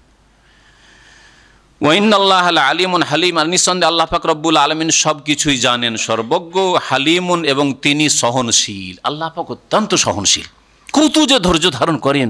আমাদের কেউ একটা গালমন্দ করলে কত যে আক্রোশ হয়ে যায়, আর আল্লাহ পাকের বিরুদ্ধে কত কে কি বলছে। তারপর আল্লাহ পাক সবুর, আল্লাহ পাক হালিম। আল্লাহর এই দুটি নামে আল্লাহ পাকের ধৈর্যের কথা, আল্লাহ পাকের সহনতার কথা আল্লাহ পাক জানিয়েছেন। তারপরে আল্লাহ পাক বলছেন দুনিয়ায় মানুষের প্রতিশোধ সম্পর্কে। আল্লাহ পাক ধৈর্যশীল, কিন্তু ধৈর্যশীল হওয়ার মানে এই নয় যে আপনার ওপর কেউ যদি জুলম অত্যাচার করে, বাড়াবাড়ি করে, আর আল্লাহ যদি ক্ষমতা দেন আপনাকে আইনের মাধ্যমে, তাহলে প্রতিশোধ নেবেন না। হ্যাঁ, প্রতিশোধ নেবেন, আইনগত প্রতিশোধ আপনি নেবেন। আর প্রতিশোধ নিতে গিয়ে বাড়াবাড়ি করবেন না। প্রতিশোধ নিলেন, আর যদি তার রিয়াকশন হয় আর আপনার উপর জুলুম অত্যাচার হয়, তাহলে আপনার সাথে আল্লাহ থাকবেন, আল্লাহ আপনার সাহায্য করবেন, কারণ আপনি বাড়াবাড়ি করেননি। এই বিষয়টি আয়াতে উল্লেখ করেছেন। যালিকা, শুনে রাখো, এই হচ্ছে আল্লাহ পাকের বিধান, যা এর আগে উল্লেখ হলো যে আল্লাহ পাক সৎকর্মশীলদেরকে আল্লাহ পাক উত্তম রিজিক দেবেন, তিনি খায়রুর রাযিকিন, এবং তাদেরকে উত্তম জায়গায় বসবাসের স্থান দেবেন, যা তারা পছন্দ করবে, তাতে তারা সন্তুষ্ট হবে। তারপরে আল্লাহ পাক বলছেন আমান আকাবা বিমিসলি মা উকিবা বিহি, কেউ যদি প্রতিশোধ নেই, আকাবা মানে প্রতিশোধ, শাস্তি দেওয়া মানে প্রতিশোধ নেওয়া, এখানে কেউ যদি প্রতিশোধ নেই বেমিসলে মা উকিবা বিহি, অতটা পরিমাণ যতটা তাকে শাস্তি দেওয়া হয়েছে অথবা তার ওপর বাড়াবাড়ি করা হয়েছে, সুম্মা বোগে, শাস্তি কতটা আপনি প্রতিশোধ নিলেন, যতটা আপনার ওপর শাস্তি নেমে এসছে, অথবা বলেন যে যতটা আপনার ওপর জুলম অত্যাচার করা হয়েছে অতটা পরিমাণ যদি আপনি প্রতিশোধ নেন, তো এটা শরীয়তে স্বীকৃত, আল্লাহ অনুমতি দিচ্ছেন। খুনের বদলে খুন, হ্যাঁ আল্লাহ জায়েজ করেছেন, কিন্তু গালির বদল গাল না, পেশাব দিয়ে পেশাব দূর করা যায় না, পায়খানা দিয়ে পয়সা দূর করা যায়, তাই না? খুনের বদল খুন, কিন্তু সেটা আপনি করবেন না, সেটা যার হাতে আইন রয়েছে, নিয়ন্ত্রণ রয়েছে, সে তার বাস্তবায়ন করবে, অর্থাৎ শাসক করবে, শাসকদের উপর আল্লাহ পাক ফরজ করেছেন। সুম্মা বোগে আলিহে, আপনি প্রতিশোধ নিলেন, ন্যায্য প্রতিশোধ, ন্যায্য প্রতিশোধ নিলেন, কারণ পয়সা পেতেন, আপনি বিচার সালিশ করে টাকাটা আদায় করে নিলেন, যতটা পেতেন ততটা আদায় করে নিলেন, আপনার ক্ষয়ক্ষতি যতটা হয়েছে ক্ষতিপূরণ নিলেন, এগুলো হচ্ছে ন্যায্য প্রতিশোধ গ্রহণ করা। সুম্মা বোগে আলাইহি, অতঃপর যদি তার ওপর জুলম অত্যাচার করা হয়, সে নিপীড়িত হয়, তারপরে রিয়াকশনে আপনার ক্ষয়ক্ষতি করে দিল, আরে আমার বিরুদ্ধে বিচার করে তুই আদায় করলি, তোর বাড়ি ডাকাতি করবো, হ্যাঁ চুরি করবো, মারধর করবো, দেখাবো, এইসব যদি কেউ করে, আল্লাহ পাক বলছেন কি শোনেন, আল্লাহ পাকের ওয়াদা, আল্লাহ ইয়ানসুরান্নাহুল্লাহ, অবশ্যই আল্লাহ পাক এই ব্যক্তিকে সাহায্য করবেন। ন্যায্য প্রতিশোধ নিয়েছিল আর তার কারণে সে কোনো অপরাধ করেনি, আর এই জন্য ন্যায্য প্রতিশোধ নিল, সেই জন্য তুমি রিয়াকশনে তার ক্ষয়ক্ষতি করবে, তারপর জুলম অত্যাচার করবে, নির্যাতন করবে, তার অবশ্যই আল্লাহ পাক তার সাথ দেবেন, তার সাহায্য করবে। আল্লাহ যদি কারো সাহায্য করেন তো কে তাকে ঠেকাতে পারে? আল্লাহ পাকের ওয়াদা, ইন্নাল্লাহ লাফুন গাফুর, নিঃসন্দেহে আল্লাহ পাক রব্বুল আলামিন মাফকারী, লাফুন অবশ্যই মাফকারী, আর গাফুর ক্ষমাশীল। যালিকা বিআন্নাল্লাহ ইউলিজুল লাইলা ফিন নাহারি ওয়া ইউলিজুন নাহারা ফিল লাইল ওয়া আন্নাল্লাহা সামিউন বাসীর। বলছে এই হচ্ছে আল্লাহ পাকের বিধান। আর শুনে রাখো যে আল্লাহ পাক রব্বুল আলামিন সব কিছুর মালিক, আল্লাহ পাক রব্বুল আলামিনের কাজে কোনো শরিক নেই। বিআন্নাল্লাহ ইউলিজুল লাইলা ফিন নাহার, আল্লাহ রাতকে দিনের মধ্যে প্রবিষ্ট করেন, রাতকে দিনের মধ্যে ঢুকিয়ে দেন। কেমন করে ঢুকান? একটা হচ্ছে যেটা প্রসিদ্ধ অর্থ, সেটা হচ্ছে শীতকাল আর গ্রীষ্মকালে দুই রকম অবস্থা হয়। রাতকে দিনে ঢুকিয়ে দেন, রাতের বেশ কিছুটা অংশ দিনের মধ্যে ঢুকে পড়ে, যার ফলে আজকাল আমাদের রাত বড়ই কি হয়ে গেছে, ছোট হয়ে গেছে, তাই না? ছোট হয়ে গেছে। আজকালকার রাতের 2-3 ঘন্টা শোয়ার সুযোগ পাচ্ছেন না, কিন্তু শীতকালে 6 ঘন্টা ঘুমিয়েও রাত পার হয় না, তাই না? আল্লাহ পাক এটা করেন। ওয়াইউলিজুন নাহারা ফিল লাইল, আর দিনকে কখনো কখনো মানে শীতকালে দিনকে রাতে আল্লাহ পাক প্রবিষ্ট করে দেন, রাতকে বড় করে দেন, দিনের বেশ কিছু অংশ রাতে ঢুকে পড়েছে, যার ফলে রাত বড় হয়ে গেছে। এটা হচ্ছে আয়াতের তাফসীর। আর কেউ কেউ বলেছেন এর চাইতে সহজ করে, যে রাতকে দিনে ঢুকান মানে রাত শেষ হয়ে যায়, রাতের পরে দিন চলে আসলো, আর দিনের পরে রাত চলে আসলো, দিন যাচ্ছে যাচ্ছে, আর রাতের এই ছায়া, অন্ধকারের ছায়া এমনভাবে তাড়া করে আসছে দিনের ওপর যে ঢেকে নিল। যেমন আপনি চাদর যান, আপনার হাতে চাদর আছে, আর চাদরটা যদি আপনি লম্বা করে দেন, হ্যাঁ, তো কোনো কিছু উন্মুক্ত খোলা ছিল, দিলেন ঢেকে, তো ওই রকমই অন্ধকারের ছায়া এমন দ্রুত বেগে তাড়া করে আসে দিনের আলোর ওপর, যে সে আলোকে কি করে ঢেকে ফেলে। এ কার দ্বারা হয়? আল্লাহ পাকের কুদরতে, আল্লাহই করেন। যে আল্লাহ পাক রব্বুল আলামিন এইসব করতে পারেন, সেই আল্লাহ কি মজলুমের সাহায্য করতে পারবেন না? অবশ্যই সাহায্য করবেন। ওয়ান্নাল্লাহ সামিউন বাসীর, আর নিঃসন্দেহে আল্লাহ পাক রব্বুল সর্বশ্রোতা, সব কিছু শোনেন, আর সর্বদ্রষ্টা, সব কিছু দেখেন। যালিকা বিআন্নাল্লাহু আল হক, আর শুনে রাখো যে এইসব আল্লাহ কেন করেন? কারণ তিনিই তো এক আল্লাহ, তিনি সত্য মাবুদ, আর কেউ মাবুদ নেই। তিনি যখন হক, তো আবার কোন দেবদেবীগুলি করতে পারে, বাতিলগুলি করতে পারে, হ্যাঁ, ওলি আর গৌস কুতুব করতে পারে, কবর মাজারওয়ালা করতে পারে না, কেউ করতে পারে না। বিআন্নাল্লাহু আলা, কারণ আল্লাহ পাক রব্বুল আলামিন বরহক মাবুদ, সত্য মাবুদ। এই আয়াতটা মনে রাখবেন, আয়াত নম্বর 62, আয়াত নম্বর সূরা হজের 62, লা ইলাহা ইল্লাল্লাহ কালেমা তাইয়্যিবা, এর সঠিক অর্থ আল্লাহ ছাড়া কেউ সত্য মাবুদ নেই। লা ইলাহা লা ইয়ানাফি জিন্স, এলাহ ওর ইসিম, আর হাক্কুন বা বেহাক্কিন খবর এখানে মাহজুফ উজ্জ আছে। খবর যে উজ্জ আছে এখানে মওজুদুনকে উজ্জ মানব না, হ্যাঁ, বরং হাক্কুন বা বেহাক্কিনকে উজ্জ মানব। এর দলিল হচ্ছে এই আয়াতটি, এই দলিল হচ্ছে এই আয়াত। আর আরেকটি আয়াত রয়েছে সূরা লুকমানে, যালিকা বিআন্নাল্লাহ হুয়াল হক, শুনে রাখো যে আল্লাহ পাক হচ্ছেন হক। সুতরাং লা ইলাহা ইল্লাল্লাহ মানে বলবেন কি, সঠিক অর্থ কি?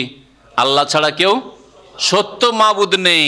এটা বাস্তব সত্য কথা, আল্লাহ ছাড়া কেউ সত্য মাবুদ নেই। বাকিগুলো যে আছে এগুলি হচ্ছে মিথ্যা মাবুদ, বাতিল মাবুদ, দেবী দেবী বাতিল মাবুদ। কবর মাজার যে মাবুদ, এদের জন্য সিজদা, এদের জন্য খাসি কুরবানির জবাই, এদের জন্য গিয়ে ওই ওরসে গিয়ে গরু জবাই, আর এদের জন্য বড় বড় ডেক চড়ে, আর এদের সন্তুষ্টির জন্য নজরানা আর কত কি পেশ করা হয়, ফুল চড়ানো হয় ইত্যাদি। এইসব যে করা হয় এগুলি হচ্ছে কি, এদের কাছে চাওয়া হয়, মদত চাওয়া হয়, ইয়া গৌসুল আজম মদত, গৌস আজম বলা হয় জিলানিকে, গরিবের দাতা গরিব নওয়াজ চিশতিকে। এগুলি হচ্ছে কি বাতিল, সব বাতিল উপাস্য। তারা আপন আপন জায়গায় নেক হইলেও তারা এই শিক্ষা দেয়নি। আর যদি কেউ এই শিক্ষা দিয়ে থাকে, সাপোজ ধরে নেন কেউ শিক্ষা দিয়ে থাকে, তাহলে সে বাতিল, সেও বাতিল, আর তার ইবাদতও বাতিল। ভালো করে শুনে রাখেন। আর আল্লাহ হচ্ছেন হক। তাই আল্লাহ পাক বলছেন যে যালিকা বিআন্নাল্লাহু হুয়াল হক ওয়া আন্না মা ইয়াদুনা মিন দুনিহি হুয়াল বাতিল। আর আল্লাহকে বাদ দিয়ে অন্য যাকেই তারা ডেকে থাকে, দেখেন, মা ইয়াদুনা মিন দুনিহি, যাকেই ডাকে, তাহলে গৌসুল আজম বলে জিলানিকে ডাকুক, হ্যাঁ, আর কোন নবী রসুলকেই ডাকুক, আর কোন সাহাবিকেই ডাকুক, আর শাহজালালকে ডাকুক, আটরসিকেই ডাকুক, এ হচ্ছে বাতিল। আল্লাহ ছাড়া অন্যকে ডাকা বাতিল। বাবা গো উদ্ধার করো, বাবা গো তোমার দরবারে এসেছি বড় আশা নিয়ে, আমার রোগটা ভালো করে দাও, বাবা গো আমার মেয়ের বিবাহ হয় না, সমস্যা দূর করে দাও, হ্যাঁ, মাদাদ ইয়া রাসূলুল্লাহ, এগুলো হচ্ছে বাতিল। শিরক হচ্ছে সবচেয়ে বড় বাতিল, সবচেয়ে বড় বাতিল।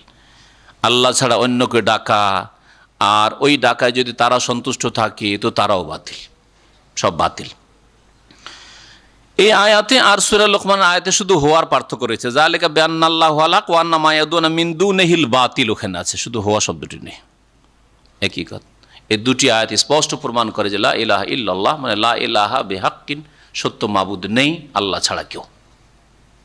গ্রামার আপন জায়গায় ঠিক থাকলো। আর মওজুদুন যদি বলেন, যেমন বিদাতীদের এই ব্যাখ্যা, লা ইলাহা মওজুদুন বলছে, মওজুদুন খবর লায়ের বলছে আল্লাহ ছাড়া, হ্যাঁ, কোন মাবুদের অস্তিত্ব নেই, মওজুদ নেই।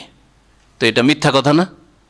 আল্লাহ ছাড়া মাবুদের অস্তিত্ব আছে। হিন্দুদের মাবুদ হচ্ছে দেবদেবী, হ্যাঁ, বৌদ্ধদের মাবুদ হচ্ছে বৌদ্ধদেব নিজে, হ্যাঁ, শিখদের মাবুদ রয়েছে, এই কবর পূজারীদের মাবুদ রয়েছে, এরা সেজদা করে, এদের কাছে ফরিয়াদ করে, এদের কাছে চাই, তা মাবুদ তো আছে। তা আপনি যে বলছেন নেই মওজুদ, মওজুদ তো আছে, কি করে বলছেন যে লা ইলাহা মুজ, আর কোনো মওজুদ নেই আল্লাহ ছাড়া কেউ? মিথ্যা কথা তাহলে আপনার এটা। আরে কালিমা আল্লাহর মিথ্যা নাই। হ্যাঁ, হক মাবুদের অস্তিত্ব নেই, বাতিল মাবুদের অস্তিত্ব আছে, বাতিল পন্থীদের বাতিল মাবুদ রয়েছে। ওয়া আন্নাল্লাহু আল আলিউল কাবীর, নিঃসন্দেহে আল্লাহ পাক রব্বুল আলামিন সুউচ্চ সুমহান, আল আলী সুউচ্চ, আল কবির সুমহান। আলম তারা, হে নবী তুমি চিন্তা করে দেখো না, সরাসরি সম্বোধন নবীকে, আর পরোক্ষভাবে সকল মানুষকে সম্বোধন করা হয়েছে। আন্নাল্লাহ আনজালা মিনাস সামাই মাআন, যে নিঃসন্দেহে আল্লাহ পাক রব্বুল আলামিন আকাশ থেকে মানে ওপর থেকে বৃষ্টি বর্ষণ করেন। মাথার উপরে যা আছে সেটাকে আকাশ বলা আরবি ভাষায়, এজন্য আকাশ থেকে না, মেঘমালা থেকে বৃষ্টি বর্ষণ হয়, সেটাকে এখানে আকাশ বলা হয়েছে। আল্লাহ পাক পানি বর্ষণ করেন, বৃষ্টি বর্ষণ করেন আকাশ থেকে, মেঘমালা থেকে। ফাতুসবিহুল আরদু মুখদাররাহ, তুমি কি দেখো না জমিনের দিকে, পৃথিবীর দিকে, ভূমির দিকে, যে তখন জমিন কি হয়ে যায়, সবুজ শ্যামল হয়ে যায়, সবুজ শ্যামল হয়ে যায়। মুখদাররাহ, আখদার থেকে, আখদার মানে সবুজ, মুখদাররাহ সবুজ শ্যামল শ্যামল হয়ে যায়। ইন্নাল্লাহ লতীফুন খবীর, নিঃসন্দেহে আল্লাহ পাক রব্বুল আলামিন সূক্ষ্মদর্শী, লতীফ সূক্ষ্মদর্শী, আর খবীর যিনি সব কিছু সম্পর্কে ওয়াকিফ হাল বা সূক্ষ্ম খবর রাখেন যিনি। এই দুটো আল্লাহর সিফাতি নাম মেয়ের প্রতি যদি ঈমান থাকে, তাহলে আমাদের দ্বারা গুনাহ হইতেই পারে না। সূক্ষ্মদর্শী, সব কিছু দেখেন, তাই না, আর সব কিছুর খবর রাখেন, ওয়াকিফ হাল, তাহলে আপনার দ্বারা কোনখানে গুনাহ করতে চাইলে এই জন্য সালাফের একজন বলেছেন, তুমি যদি গুনাহ করতে চাও তেমন জায়গায় চলে যাও, লুকিয়ে যাও যেখানে আল্লাহ না দেখে তোমাকে, যান দেখি, তারপরে গুনাহ করেন, অসুবিধা নেই। অসুবিধা আছে? আল্লাহ না দেখতে বলে ধরবে কে? আছে এমন জায়গা? কি আছে? নেই। তাহলে তাহলে গুনাহ করা চলবে না। জি হ্যাঁ। তো যদি লতিফুন খবীর, আলিমুন সামি বাসির, এই কয়েকটা সিফাতের অর্থ বুঝে ইমানটা ঠিক করে নেন, তাহলে তো পাকা মুসলমান হয়ে যাবেন, খাঁটি মুসলমান হয়ে যাবেন। হ্যাঁ, খাঁটি মুমিন হয়ে যাবেন, আল্লাহ ভীরু হয়ে যাবেন। আল্লাহ পাক যেন আমাদের তৌফিক দান করেন। আর শুধুই আসমায়ে হুসনা মুখস্থ করা, যেমন এটা বিদাতীদের কাজ, শুধু 99টা মুখস্থ, ইয়া আল্লাহ ও ইয়া রহমান ও ইয়া রাহিম ও ইয়া মালিক ও ইয়া কুদ্দুস ও মুখস্থ করি। আর যে জান্নাত, জান্নাত 99টা নাম মুখস্থ, জান্নাত। জান্নাত এত সস্তা নাকি? দুনিয়ায় সস্তা কিছু পাওয়া যায় না, এত পয়সা লাগে চাল ডাল কিনতে, আর জান্নাত কেনার জন্য 99টা নাম মুখস্থ করলেই হয়ে যায়? এত সুবিধা? না, এত সুবিধা নাই। আল্লাহর নাম এহসা, এই জন্য মান হাফেজাহা, নবী বলেননি এই কথা, ইন্না লিল্লাহি তিসআতা ওয়া তিসঈনা ইসমা, আল্লাহ 99টা নাম রয়েছে, মান হাফেজা আছে হাদিসে, যে হেফজ করলো, মুখস্থ করলো না, নাই, আছে মান আহসাহা, যে আয়ত্ত করলো, ওই নামগুলির শব্দ আয়ত্ত করলো, অর্থ আয়ত্ত করলো, তারপরে আমলে আয়ত্তে নিয়ে আসলো, আকীদা বিশ্বাসে আয়ত্ত করলো, আমলে আয়ত্ত করলো, যে নিজের আয়ত্ত নিয়ে আসলো, বাস্তবায়ন করলো, দেখালো জানে, সে অবশ্যই জান্নাতে যাবে। যার ইয়াকিন আছে আল্লাহ শোনেন, আল্লাহ দেখেন, আল্লাহ সূক্ষ্ম খবর রাখেন, সে আল্লাহর অবাধ্য হতেই পারে না, আল্লাহর নজরের সামনে অন্যায় করতেই পারে না। আর বাপের সামনে, মায়ের সামনে একটা জায়েজ কাজও করেন না, বিবিকে একটু দেবেন, একটু করবেন, জায়েজ তো, কোন না জায়েজ কাজ ওইটা? হ্যাঁ, লজ্জায় মরে যাবেন। আর বিবি যদি চোখ মারে, চুপ করে, চোখ মারে যখন, হ্যাঁ, বাপের সামনে, মায়ের সামনে।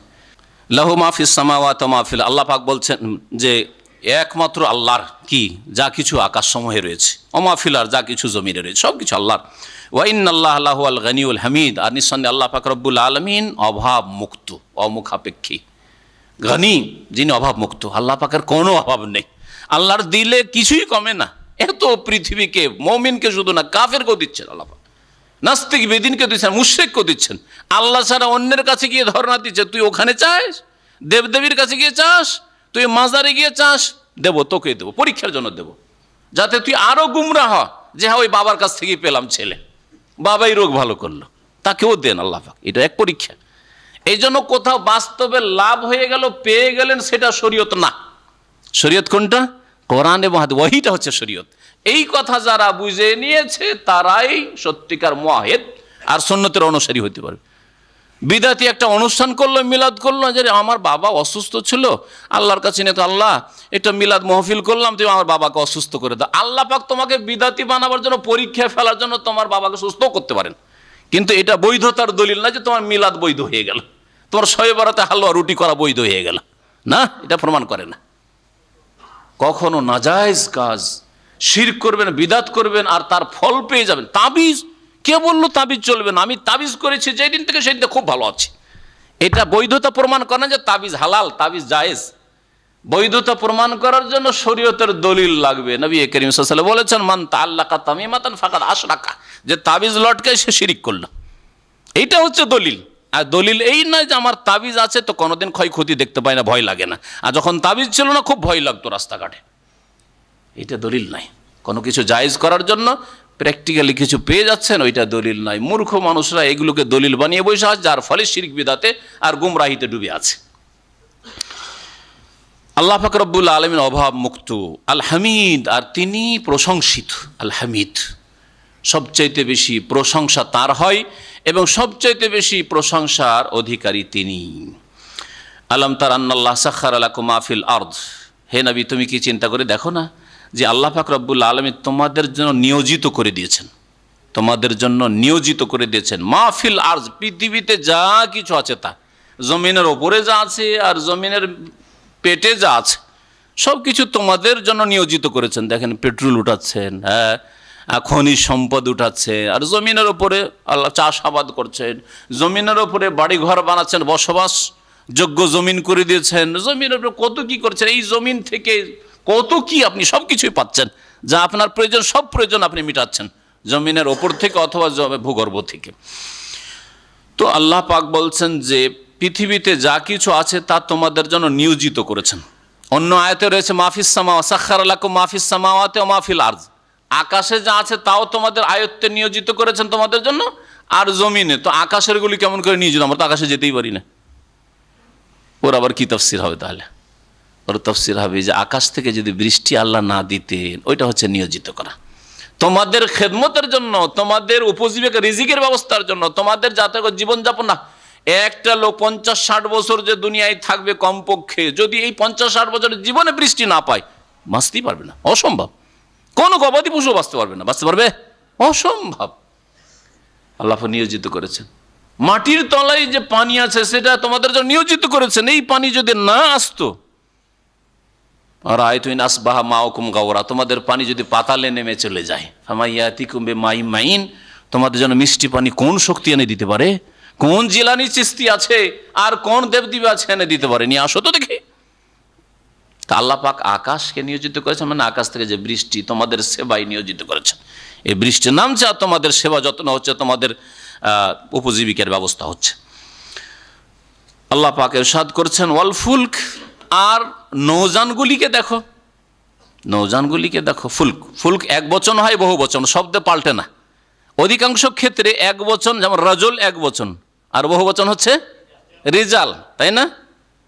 কিন্তু ফুলক এমন একটা শব্দ যে ওয়াহেদ ফুলক, ওয়াহেদ এক বচনও হয়, ফুলক মানে একটা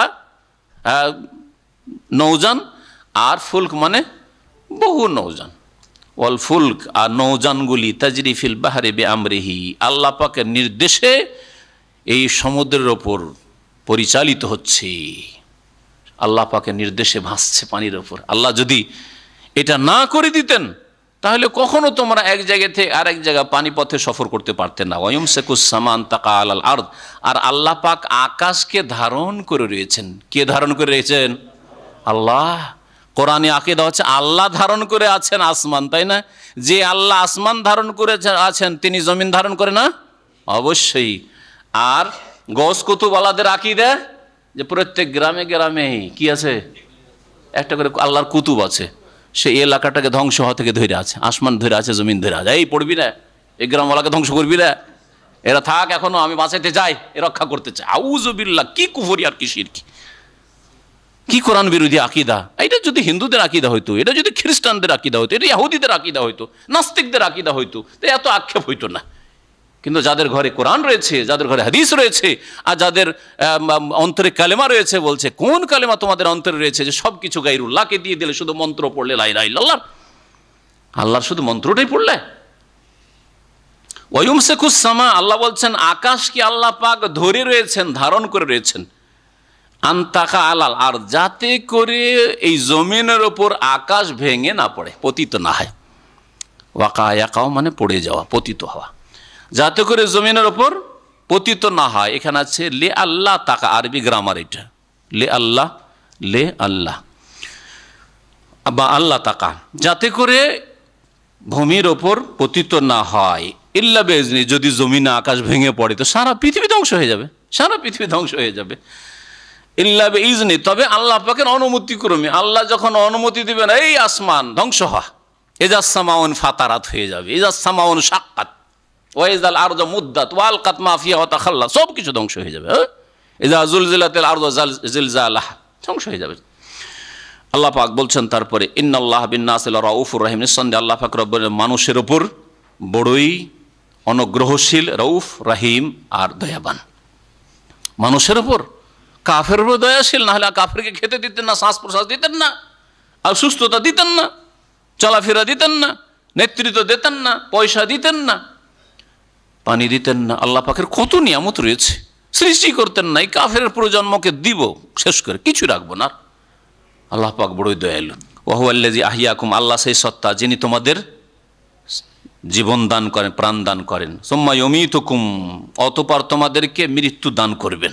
তোমাদের হায়াত পৃথিবীতে আসলে তারপরে মৃত্যু দান। সুম্মা ইউহয়িকুম, অতঃপর তোমাদেরকে পুনর্জীবিত করবেন, আবার কবর থেকে পুনরুত্থিত করবেন জীবন্ত করে। ইন্নাল ইনসানা লাকাফুর, নিঃসন্দেহে মানুষ কি, মানুষের আসল হচ্ছে বদ স্বভাব, কি অকৃতজ্ঞ হওয়া। লাকাফুর এখানে কুফরি মানে অকৃতজ্ঞ হওয়া, সে অকৃতজ্ঞ দুই রকম। অকৃতজ্ঞ, বড় অকৃতজ্ঞ হচ্ছে কাফের, যে আল্লাহ পরকালকে অস্বীকার করে অথবা আল্লাহর তৌহিদকে একত্বকে অস্বীকার করে, আল্লাহ পাকের দিনের বিধিবিধানকে অস্বীকার করে। আর অকৃতজ্ঞ যারা আল্লাহ পাকের বিধিবিধানের ফরজ ওয়াজিব আদায় করে না, হারাম নাজায়েজ থেকে বেঁচে থাকার মুসলিম সমাজের ফাসেক গুনাহগার লোকেরা, এরাও কাফুর, আল্লাহ পাকের শুকরিয়া আদায় করে না। দুনিয়ার কোনো মানুষের খুব শুকরিয়া আদায় করে, থ্যাঙ্কস, আর আল্লাহ পাকের শুকরিয়া নেই তাদের খাতায়। কাফুর, মানুষের স্বভাব হচ্ছে কাফুর। আল্লাহ পাক রব্বুল তারপর ইরশাদ লিকুল্লি উম্মাতিন জাআলনা মানসাকা, প্রত্যেক সম্প্রদায়ের জন্য ইবাদতের নিয়ম পদ্ধতি নির্ধারণ করেছি। লিকুল্লি উম্মাতিন মানে উম্মাতা নবীন, প্রত্যেক নবীর উম্মতের। তাফসীরকাররা বলছেন প্রত্যেক উম্মত, কিছু নবীর উম্মত আছে, আর কিছু উম্মত আছে যাদের কোনো নবী নেই, তারা নিজের ধর্মকে বানিয়েছে, তৈরি করেছে। শিরকের ধর্মগুলি ওই কোনো নবীর নিয়ে আসা ধর্ম নয়। বহুত্ববাদের যতগুলি ধর্ম রয়েছে, তাহলে প্রচলিত যে পৃথিবীতে ধর্ম রয়েছে, ধর্ম দুই ভাগে বিভক্ত। কিছু ধর্ম আছে যেগুলি আল্লাহ নাজেল করেছিলেন আম্বিয়া রসুলগণের উপর, তাওরাত, ইনজিলা, নাজে মুসা আলাইহিস সালাম, ঈসা আলাইহিস সালাম, দাউদ আলাইহিস সালাম, এদেরকে পাঠিয়েছেন। মুহাম্মদ রাসূলুল্লাহ সাল্লাল্লাহু আলাইহি ওয়াসাল্লাম, তারা প্রত্যেক নবীর উম্মত রয়েছে। সেই উম্মত আসল জায়গায় থাক অথবা সরে যাক, যেটা এখন আলাদা বিষয়। এরা আবার দুই ভাগ হয়েছে, যেমন ইহুদি খ্রিস্টান, তারা মুসা আলাইহিস সালাম, ঈসা আলাইহিস সালাম, দাউদ আলাইহিস সালাম, তাদের আদর্শ থেকে দূরে সরে গেছে। তো এমনকি তৌহিদের ক্ষেত্রেও তারা শিরক কুফরিতে লিপ্ত হয়েছে। তারপরে তাদের এই যে জীবন বিধান ছিল, সেটা ছিল ওল্ড সিলেবাস, পুরাতন সিলেবাস। সেই সিলেবাসকে ক্যান্সেল আল্লাহ রহিত ঘোষণা করেছেন, আর নিউ সিলেবাস, নিউ এডিশন আল্লাহ পাক পাঠিয়েছেন আল কোরআনুল কারীম। তাদেরকে যুগে যুগে ওই নবী রসুলগণ বলেছেন, মুসা ঈসা বলেছেন যে মুবাশশিরাম বিরাসূলিন ইয়াতি মিন বাদি ইসমুহু আহমদ, কিন্তু তারা মানেনি। কিছু ধর্ম অবলম্বী রয়েছে যারা নিজেদের যুগে যুগে তাদের কিছু সমাজের কিছু ধর্মগুরুরা নিজেরা আবিষ্কার করেছে, নিজেরা রচনা করেছে, এইরকম ধর্ম রয়েছে। প্রত্যেক নবীর উম্মতের জন্য ইবাদতের পদ্ধতি আল্লাহ পাক যুগে যুগে নাযিল করেছেন। এই ইবাদতের পদ্ধতিগুলিতে মৌলিক বিষয়গুলি এক, উসুল বুনিয়াদী জিনিসগুলি এক, আর ফরু যেগুলি শাখা প্রশাখা বিষয় এগুলি ভিন্ন। এই জন্য নবী করিম সাল্লাল্লাহু আলাইহি সাল্লামের সহিহ হাদিস, সহিহ বুখারীতে রয়েছে যে নবীদের তুলনা কেমন, আল আম্বিয়া ও বানুল আল্লাত, নবী রসুলগণ হচ্ছে সৎ ভাইয়ের মতো। সৎ ভাই, বৈমাত্রীয় ভাইয়ের মতো। আবুহুম ওয়াহিদ ওয়া উম্মাহাতুহুম শাতাত, সৎ ভাই কাকে বলে? বাপ এক আর মা একাধিক, দুই বা তার বেশি, দুই তিন মা থেকে হয়েছে। এরা হচ্ছে বানুল আল্লাত, আল্লাতি ভাই আরবি ভাষায়। নবীদেরকে এরকম বললেন, কিরকম? নবীর উম্মতরা এরকমই, তাদের দীনহুম ওয়াহিদ, দিনের আসল মূলনীতি হচ্ছে এক, আকীদা হচ্ছে এক, আর ফরুউহুম শাখা প্রশাখা শরীয়তের বিধিবিধান হচ্ছে সাতটা, বিভিন্ন রকমের। 5 ওয়াক্ত নামাজ আমাদের রয়েছে। মুসা আলাইহিস সালাম, ঈসা আলাইহিস সালাম নামাজ, আসল মূল বিষয় নামাজ ছিল, সিয়াম রোজা ছিল, যাকাত ছিল। এইভাবে দিন ইসলামের মৌলিক নীতিমালা, আকীদার বিষয়গুলি, আল্লাহ পরকালের প্রতি ঈমান, সবগুলি ছিল, জান্নাত জাহান্নাম সব এক ছিল। কিন্তু শাখা প্রশাখা, বিধিবিধান, মাসলা মাসাইল, হালাল হারাম, এটা হালাল ওইটা হারাম, এটা জায়েজ ওইটা না জায়েজ, এই বিষয়গুলিতে পার্থক্য ছিল। তারপরে সেই দিনগুলিকে আল্লাহ পাক রহিত করে দিয়েছেন। তো এটা শরীয়তের বিধানের দিক থেকে যেন বলা হয়েছে যে প্রত্যেক নবীর উম্মতের জন্য আল্লাহ পাক যুগে যুগে ইবাদতের নীতিমালা দান করেছেন। মানসাক মানে হচ্ছে ইবাদতের বিধিবিধান বা তরিকা পদ্ধতি। হুম নাসিকুহু, তারা সেইভাবে ইবাদত করে থাকে, সেইভাবে তারা ইবাদত করে থাকে। ফালা ইউনাজিউন্নাকা ফিল আমরি, সুতরাং হে নবী তাদেরকে জেনে রাখা উচিত যে তারা যেন তোমার সাথে এই দিনের বিষয়ে বিতর্কে লিপ্ত না হয়, ঝগড়া না করে। অর্থাৎ শেষ নবী মুহাম্মদ রাসূলুল্লাহ সাল্লাল্লাহু আলাইহি ওয়াসাল্লাম আসার পরে ইহুদি খ্রিস্টান তাদের ধর্মের দোহাই দিয়ে সেখানে অবস্থান করবে, আর মুহাম্মদ রাসূলুল্লাহ সাল্লাল্লাহু আলাইহি ওয়াসাল্লামের সাথে বিতর্কে জড়ায় বলছেন না তোমার দিন মানি না, এই তর্ক যেন না করে। বরং ভবিষ্যৎবাণী তাদের আম্বিয়া রাসূলগণ করেছেন যে শেষ দিন আসবে, শেষ রাসূল আসবে সারা বিশ্বের জন্য। ইন্নী রাসূলুল্লাহ ইলাইকুম জামিআ ওয়া মা আরসালনাকা ইল্লা রাহমাতাল লিল আলামিন ইল্লা কাফাতাল লিন-নাস। সুতরাং তারা যেন মেনে নেই, ঝগড়া না করে, মানে তারা দূরে সরে আলাদা ধর্ম নিয়ে না দাঁড়ায়। শেষ নবী চলে এসেছেন, এখন এক নবীর উম্মত হয়ে যাও। ওয়াদু ইলা রব্বিক, আর শোনো হে নবী তুমি তোমার রবের দিকে আহ্বান করতে থাকো। তুমি কাফেরদের কথায় মুশরিকদের কথা, ইহুদি নাসারার কথাই তোমার কাজ বাদ দিয়ে দিবেন না। ওদু ইলা রব, তোমার রবের দিকে ডাকতে থাকা। তাহলে কার দিকে ডাকতে হবে? রবের দিকে। ইখলাসের শিক্ষা দেওয়া হয়েছে, আল্লাহর উদ্দেশ্যে কাজ করবে। দিনের কাজ করছেন দুনিয়ার গরজ, মান সম্মানের জন্য, খ্যাতির জন্য, স্বার্থ হাসিল আছে, নেতৃত্ব আছে, যে হুজুরি করে আমি আছি দিনের কাজে, না হইলে নেই। তাহলে রবের দিকে ডাকেন না আপনি। আদু ইলাল্লাহ আলা বাসীরা, আল্লাহর দিকে ডাকার কথা আল্লাহ পাক বলেছেন। ওয়াদু ইলা রাব্বিক, রবের দিকে তুমি ডাকবে। ওয়া ইন্নাকা লা আলা হুদাম মুস্তাকিম, নিঃসন্দেহে নবী তুমি সঠিক হেদায়েতের ওপর রয়েছে। কে সঠিক হেদায়েতের উপরে? মুহাম্মদ রাসূলুল্লাহ সাল্লাল্লাহু আলাইহি ওয়াসাল্লাম। তাহলে বোঝা গেল যে ইহুদি নাসারারা তোমরা যেখানে ছিলে সেখান থেকে আসো, সঠিক পথে নও। এখন মুহাম্মদ রাসূলুল্লাহ সাল্লাল্লাহু আলাইহি ওয়াসাল্লাম যে শরীয়ত নিয়ে এসেছেন সেই শরীয়তের অনুসারী হয়ে যাও, এই কালেমার শাহাদাত দান করো। ওয়াইন জাদালুকা, আর এরা যদি তোমার বিরুদ্ধে তর্কে জড়ায়, ওয়াইন যা তোমার সাথে যে ঝগড়া তর্ক করে, ফাকুল তাহলে বলে দাও আল্লাহ আ'লামু বিমা তা'মালুন, তোমরা যা কিছু করছো সে সম্পর্কে আল্লাহ অধিক জ্ঞানী, আল্লাহ বেশি জানেন। আল্লাহ ইয়াহকুমু বাইনাকুম ইয়াউমাল কিয়ামা, সুতরাং আল্লাহ পাক রব তোমাদের মাঝে কিয়ামতের দিবসে চূড়ান্ত ফয়সালা করবে। ফিমা কুনতুম ফিহি তাখতালিফুন, যেই বিষয়গুলি নিয়ে তোমরা মতবিরোধ করছো, যেই বিষয়গুলোতে মুহাম্মদ রাসূলুল্লাহ সাল্লাল্লাহু আলাইহি ওয়াসাল্লাম নিয়ে আসা কোরআনে কারীমের বিধিবিধান মানতে চাও না, হালাল হারামের ক্ষেত্রে, জায়েজ নাজায়েজের ক্ষেত্রে, তাওহীদের ক্ষেত্রে, রিসালাতের ক্ষেত্রে, লা ইলাহা ইল্লাল্লাহ পর্যন্ত একজন ইহুদি হয়তো মানতে পারে মুওয়াহিদ থাকলে। একজন খ্রিস্টান যদি বলে যে আমি ঈসা আলাইহিস সালাম অনুসারী থাকবো, লা ইলাহা ইল্লাল্লাহ পর্যন্ত মুহাম্মদ রাসূলুল্লাহ ফিমা কুনতুম ফিহি তাখতালিফুন, এই ব্যাপারে ইখতিলাফ করছো, যে দ্বিমত পোষণ করছো, এই ব্যাপারে আল্লাহ পাক চূড়ান্ত ফয়সালা কিয়ামতের দিন করবেন। সুতরাং এইখানেও একমত হতে হবে মুহাম্মদ রাসূলুল্লাহ সাল্লাল্লাহু আলাইহি ওয়াসাল্লাম নিয়ে আসা দিনের সাথে, এই কালিমার সাথে। এক কথায় আল্লাহ পাক রব্বুল আলামিন সমস্ত আগের দিনগুলিকে যেগুলি নবীদের ওপর নাযিল করে সেগুলিকে, সেই কিতাবগুলিকে মনসুখ, রহিত করে দিয়েছেন, ক্যান্সেল ঘোষণা করেছেন। সে ওল্ড সিলেবাস আর চলবে না, পুরাতন আইন আর চলবে না। পাকিস্তানি আমলের আইন ৭১-এর পরে বাংলাদেশে চলবে না, এটা জাহেল মূর্খ বুঝে, হ্যাঁ বুঝে না। ব্রিটিশের আইন ভারতে বা বাংলাদেশে বা পাকিস্তানে আর চলবে না স্বাধীন হওয়ার ৪৭-এর পরে। হ্যাঁ, মোগলদের আইন আর এখন চলবে না, যে তারা মুসলিম ছিল সুতরাং মুসলিমদের আইনগুলি আমরা এখন পালন করে চলবে, চলতে দেবে দেশের সরকার? জি, যেমন দেবে না ঠিক তেমনই। আর ওই রকম আমরা স্কুল কলেজে পুরাতন সিলেবাস যদি থাকে, সেই সিলেবাস দিয়ে পরীক্ষা দিয়ে কখনো পাশ করতে পারবেন না। ঠিক তেমন ইহুদি নাসারা কখনো আল্লাহর কাছে পাশ করতে পারবে না, ফেল হবে, জাহান্নামের ইন্ধন হবে। আর কেউ কেউ বলেছেন লেকুল্লি উম্মাতিন জাআলনা মানসাকান, শরীয়তের দিক থেকে নয়, সুতরাং প্রত্যেক নবীর উম্মত বলার প্রয়োজন নেই। লেকুল্লি উম্মাতিন, প্রত্যেক জাতির জন্য আমি নির্ধারণ করেছি কি মানসাকান, ইবাদতের পদ্ধতি সৃষ্টিগত দিক থেকে। তাহলে যেমন হিন্দুদের, বৌদ্ধদের, খ্রিস্টানদের, খ্রিস্টান তো না হয় ঈসা আলাইহিস সালামের উম্মতের দোহাই দিচ্ছে, কিন্তু যাদের কোনো নবী নেই, এইরকমই যারা অন্যান্যরা রয়েছে, প্রত্যেক জাতির ধর্মের কি রয়েছে, ইবাদতের নিয়ম পদ্ধতি রয়েছে। আল্লাহ শরীয়তে নাযিল করেননি, কিন্তু সৃষ্টিগত হিসাবে এইভাবে আল্লাহ পাক সৃষ্টি করে দিয়েছেন। তারা যখন এগুলি রচনা করেছে, বেদ রচনা করেছে, অমুক রচনা করেছে, অমুক করেছে, এইভাবে যখন যে যেটার পূজা শুরু করেছে আল্লাহ পাক সৃষ্টিগত হিসাবে করেছেন। ওরা ওইগুলো কাজ করে যাচ্ছে মানে আল্লাহর অনুমতি করে, মানে হুম নাসিক, এগুলো করছে তারা। ফালা ইউনাজিউন্নাকা ফিল আমরি, হে নবী তোমার বিরুদ্ধে তারা যেন তর্কে ঝগড়ায় না জড়ায়, অর্থাৎ তোমাকে যেন মেনে নেই। তুমি আসার পরে তারা তৌহিদকে যেন স্বীকার করে নেই, রিসালাতকে যেন স্বীকার করে নেই, আখিরাতের প্রতি যেন বিশ্বাসী হয়ে যায়। এখান থেকে আজকের তাফসীর শেষ করছি।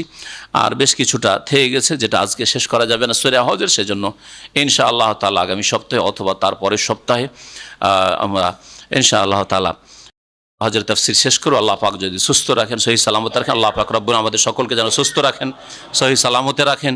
যেখানে আমরা থাকি আল্লাহ পাক রব্বুল যেন আমাদেরকে তার হেফাজতে রাখেন। আল্লাহ পাক আমাদের ভুল ভ্রান্তি যেন মাফ করে দেন, আল্লাহ পাক আমাদের গুনাহ খাতা যেন মাফ করে দেন, আল্লাহ পাক আমাদের সকলকে যেন জান্নাতুল ফিরদাউস দান করেন। সুবহান রাব্বিকা রাব্বিল ইজ্জাতি আম্মা ইয়াসিফুন ওয়া সালামুন আলাল মুরসালিন আলহামদুলিল্লাহি রাব্বিল আলামিন। এক ভাই জিজ্ঞাসা করেছে যে দেশে একজন লোক দোকান করে আর নামাজের ওয়াক্তে বাইরে জিনিস ছড়িয়ে ছিটিয়ে যেহেতু রাখা থাকে কাস্টমারদের জন্য দোকানের বাইরে, সেগুলোকে আবার দোকানে ঢুকানো কঠিন, তাহলে সে কি সেখানে নামাজ পড়তে পারবে? এই ক্ষেত্রে যথাসাধ্য চেষ্টা করবেন যে আপনি মসজিদে গিয়ে নামাজ পড়বেন।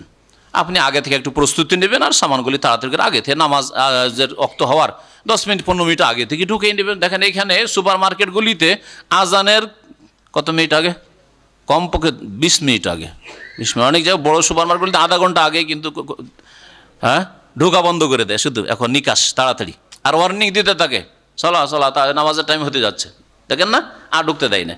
তো ওই রকম আপনি সতর্ক হবেন। আর এইভাবে নিয়মিত আপনার ধনমাল জোগাবার জন্য, পাহারা দেওয়ার জন্য জামাত ছাড়বেন, আপনি বড় কল্যাণ থেকে বঞ্চিত হবেন। আর এতে আর একটা জিনিস, আপনি দুনিয়াকে 1 নম্বরে রাখছেন। আল্লাহ বলছেন যে জান্নাত কার জন্য, যারা দিনকে 1 নম্বরে রাখবে আর দুনিয়াকে 2 নম্বরে রাখবে। সুতরাং এই আশঙ্কা আপনার জন্য রয়েছে যে এই বিপদ না আসে। জি, ওয়া আসার আল হায়াত আর দুনিয়াকে, দোকানকে 1 নম্বরে, এরকম যেন না করে। রাস্তায় পেশাব করার পরে পানি না পেলে টিস্যু দিয়ে কি পরিষ্কার করা যাবে? হ্যাঁ, দেখবেন, কিন্তু টিস্যুর আগে দেখবেন মাটি পাওয়া যায় কিনা, বালি পাওয়া যায় কিনা, ধুলো পাওয়া যায় কিনা, সেটা হচ্ছে উত্তম। আর যদি তা না পাওয়া যায় তাহলে টিস্যু ব্যবহার করবেন।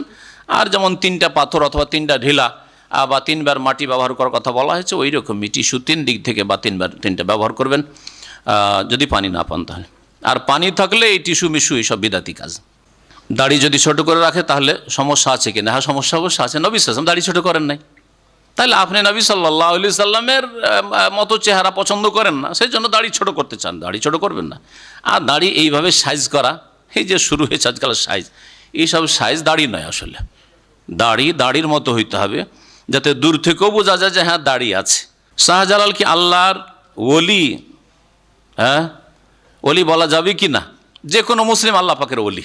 আমাদের কাছে শাহজালাল মুসলিম একজন, মুসলিম আলেম অথবা ধার্মিক লোক, আল্লাহর ওলি। সুতরাং আমরা এটাই বলবো। কিন্তু তিনি মারা গেছেন তার আকীদা নিয়ে, তার ইবাদত নিয়ে মারা গেছে। তার আকীদায় যদি বিভ্রান্তি থাকে, ওয়াহদাতুল ওজুদ থাকে, হলুল থাকে, আর এই রকমের যদি বিভ্রান্তি থাকে, তাহলে আল্লাহর কাছে তিনি যা নিয়ে গেছেন তা অবশ্যই পেয়ে গেছেন।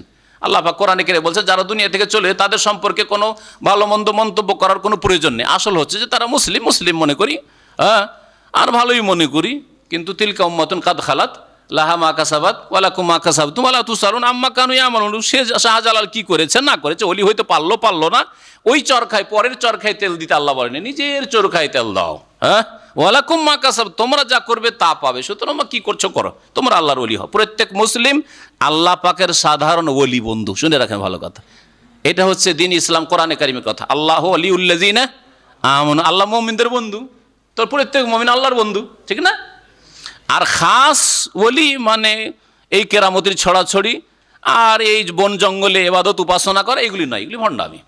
খাস ওলি যে যত বেশি তাকওয়া অর্জন করতে পারবে সে তত খাস ওলি। নবী সাল্লাল্লাহু আলাইহি ওয়াসাল্লাম সবচেয়ে বড় খাস ওলি। আম্বিয়া রাসূলগণ, সাহাবায়ে কেরাম, তাবেঈন, মুহাদ্দিসিনে কেরাম, ফুকাহায়ে কেরাম, উলামা ইসলাম, খাদেম ইসলাম, যারা দ্বীনের খেদমত করেছে, তাওহীদ সুন্নাতের খেদমত করেছে, তারা আল্লাহ পাকের খাস ওলি হইতে পারবে। যত বেশি খাস হইতে পারবে তত বেশি খাস। যেমন আপনার কিছু খাস বন্ধু আছে, কিছু আম বন্ধু আছে, তাই না? সাধারণ বন্ধু বান্ধব আর কিছু খাস বন্ধু বান্ধব, যে কোনো দাওয়াতে ছাড়েন না ওদেরকে। আল্লাহ পাক রব্বুল আলামিনের ওই রকমই আছে। জি, নুরুল ইসলাম ফারুকি বলে যে যদি কেউ ব্যবসায়ের কাজে মক্কায় পৌঁছে এবং সেখানে গিয়ে সে অবস্থায় যদি হজ করে তাহলে হজ হবে, কিন্তু ফরজ হজ হবে না। তার মন গড়া কথা, হজ হবে আবার ফরজ হবে। বলেন যে দলিল, হাতু বুরহান আকুন কুনতুম সাদিকিন। কোরআন নীতিমালা যে ফতোয়া দেবে তাকে দলিল জিজ্ঞেস করবেন যে তোমার দলিল কি যে হজ হয়ে গেল আবার ফরজ আদায় হইল না, নফল হইল, এ কোন কথা হইল? এক কথায় আল্লাহর সন্তুষ্টির জন্য চাকরিতে এসে, ব্যবসাতে এসে বা হজের মাঠে এসেও যদি ব্যবসা করে আর ইখলাস আছে যে আল্লাহ তোমার সন্তুষ্টির জন্য আমি হজে এসেছি, তাহলে হজ কবুল হবে।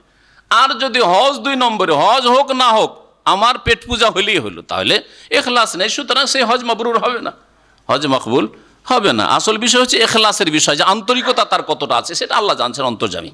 কোনো কারণবশত যদি ফজর নামাজ ওঠার পরে পড়তে হয় তাহলে কি সূরা কিরাত আওয়াজ করে? হ্যাঁ, যেই নামাজ যে উচ্চস্বরে তেলাওয়াত সুন্নাত, সেটা দিনে পড়লেও উচ্চস্বরেই তেলাওয়াত করবেন।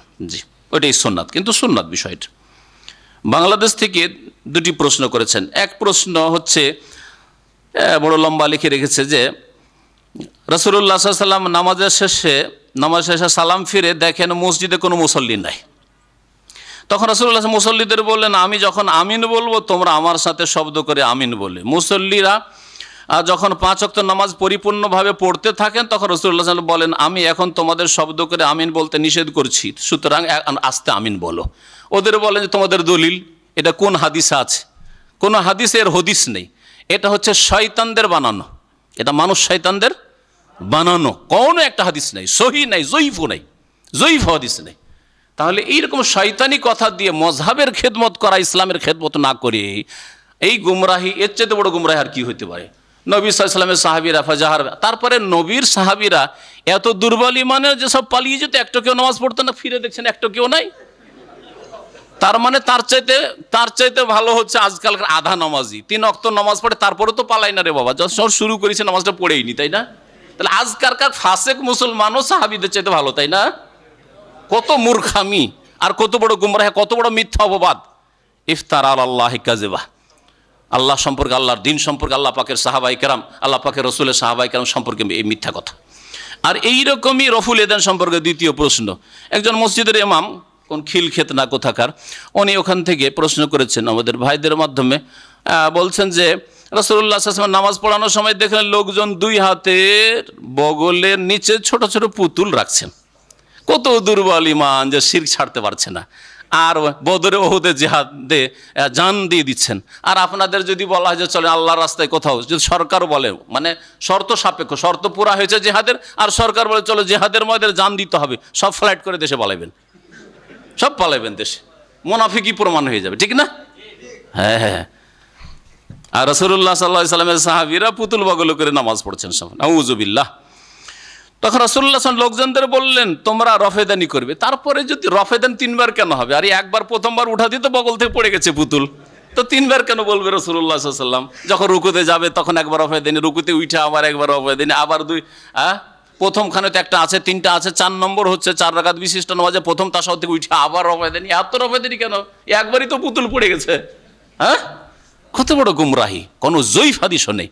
যে বদমাইশরা বলছে, ওই বদ প্রকৃতির বিদাতীদেরকে বলেন যে হাতু বুরহানাকুম, কোন হাদিস আছে একটু হাদিসটা রেফারেন্স রাখেন। আল্লাহ পাক রব্বুল আলামিন যারা হিদায়াত দান করেন এইসব গুমরাহদেরকে, আর আল্লাহ পাক আমাদের দ্বীনের খেদমতের তৌফিক দান করেন, কোরআন হাদিসের খেদমতের তৌফিক দান করেন, ওহীর খেদমতের আল্লাহ পাক তৌফিক দান করেন, রাসূলুল্লাহ সাল্লাল্লাহু আলাইহি ওয়াসাল্লামের প্রতি যা নাযিল হয়েছে তার খেদমতের আল্লাহ পাক যেন তৌফিক দান করেন। আমার ছেলে নামাজ পড়ে না, এটা জরুরি প্রশ্ন। আমার ছেলে নামাজ পড়ে না, এখন আমার কি করেন? আপনার করণীয় হচ্ছে, যদি ছেলে নাবালক, মানে প্রথম সাবালক অবস্থা হচ্ছে, প্রথম দিকে আছে, 18 পর্যন্ত 20 পর্যন্ত, তাহলে আপনি সামলাতে পারবেন অনেকটা। আপনি নিজে না পারছেন, আপনার ভাই বেরাদর নিয়ে বসেন, আপনার সমাজের লোককে নিয়ে বসেন, আর বিচার সালিশ করেন। যদি নামাজ পড়ে তো ভালো কথা, আর যদি নামাজ না পড়ে তাহলে বাড়ি থেকে তাড়িয়ে দেন, বাড়ি থেকে তাকে তাড়িয়ে দেন। আর যদি বিবাহ শাদী হয়ে গেছে, সংসার হয়ে গেছে, অথবা বড় হয়ে গেছে, তাকে বাড়ি থেকে বের করে দেন, ও আলাদা করে খাক। কিন্তু বেনামাজি, আধা নামাজি আর এক সংসারে রাখবেন, এক অন্যে, আর তাকে নিয়ে খাবেন। সংসারের কাজে যখন বলছেন যা মাঠে যা, মাঠে যাচ্ছে, ঘাটে যা, ঘাটে যাচ্ছে, বাজারে যা, হাটে যা, হাটে যাচ্ছে, আর নামাজ পড়তে বলে নামাজ পড়ে না, এইরকম ছেলেকে রাখা বাড়িতে জায়েজ নয়। সাল্লাল্লাহু আলাইহি ওয়া সাল্লাম মুহাম্মদ ওয়া আলা আলিহি ওয়া সাহবিহি।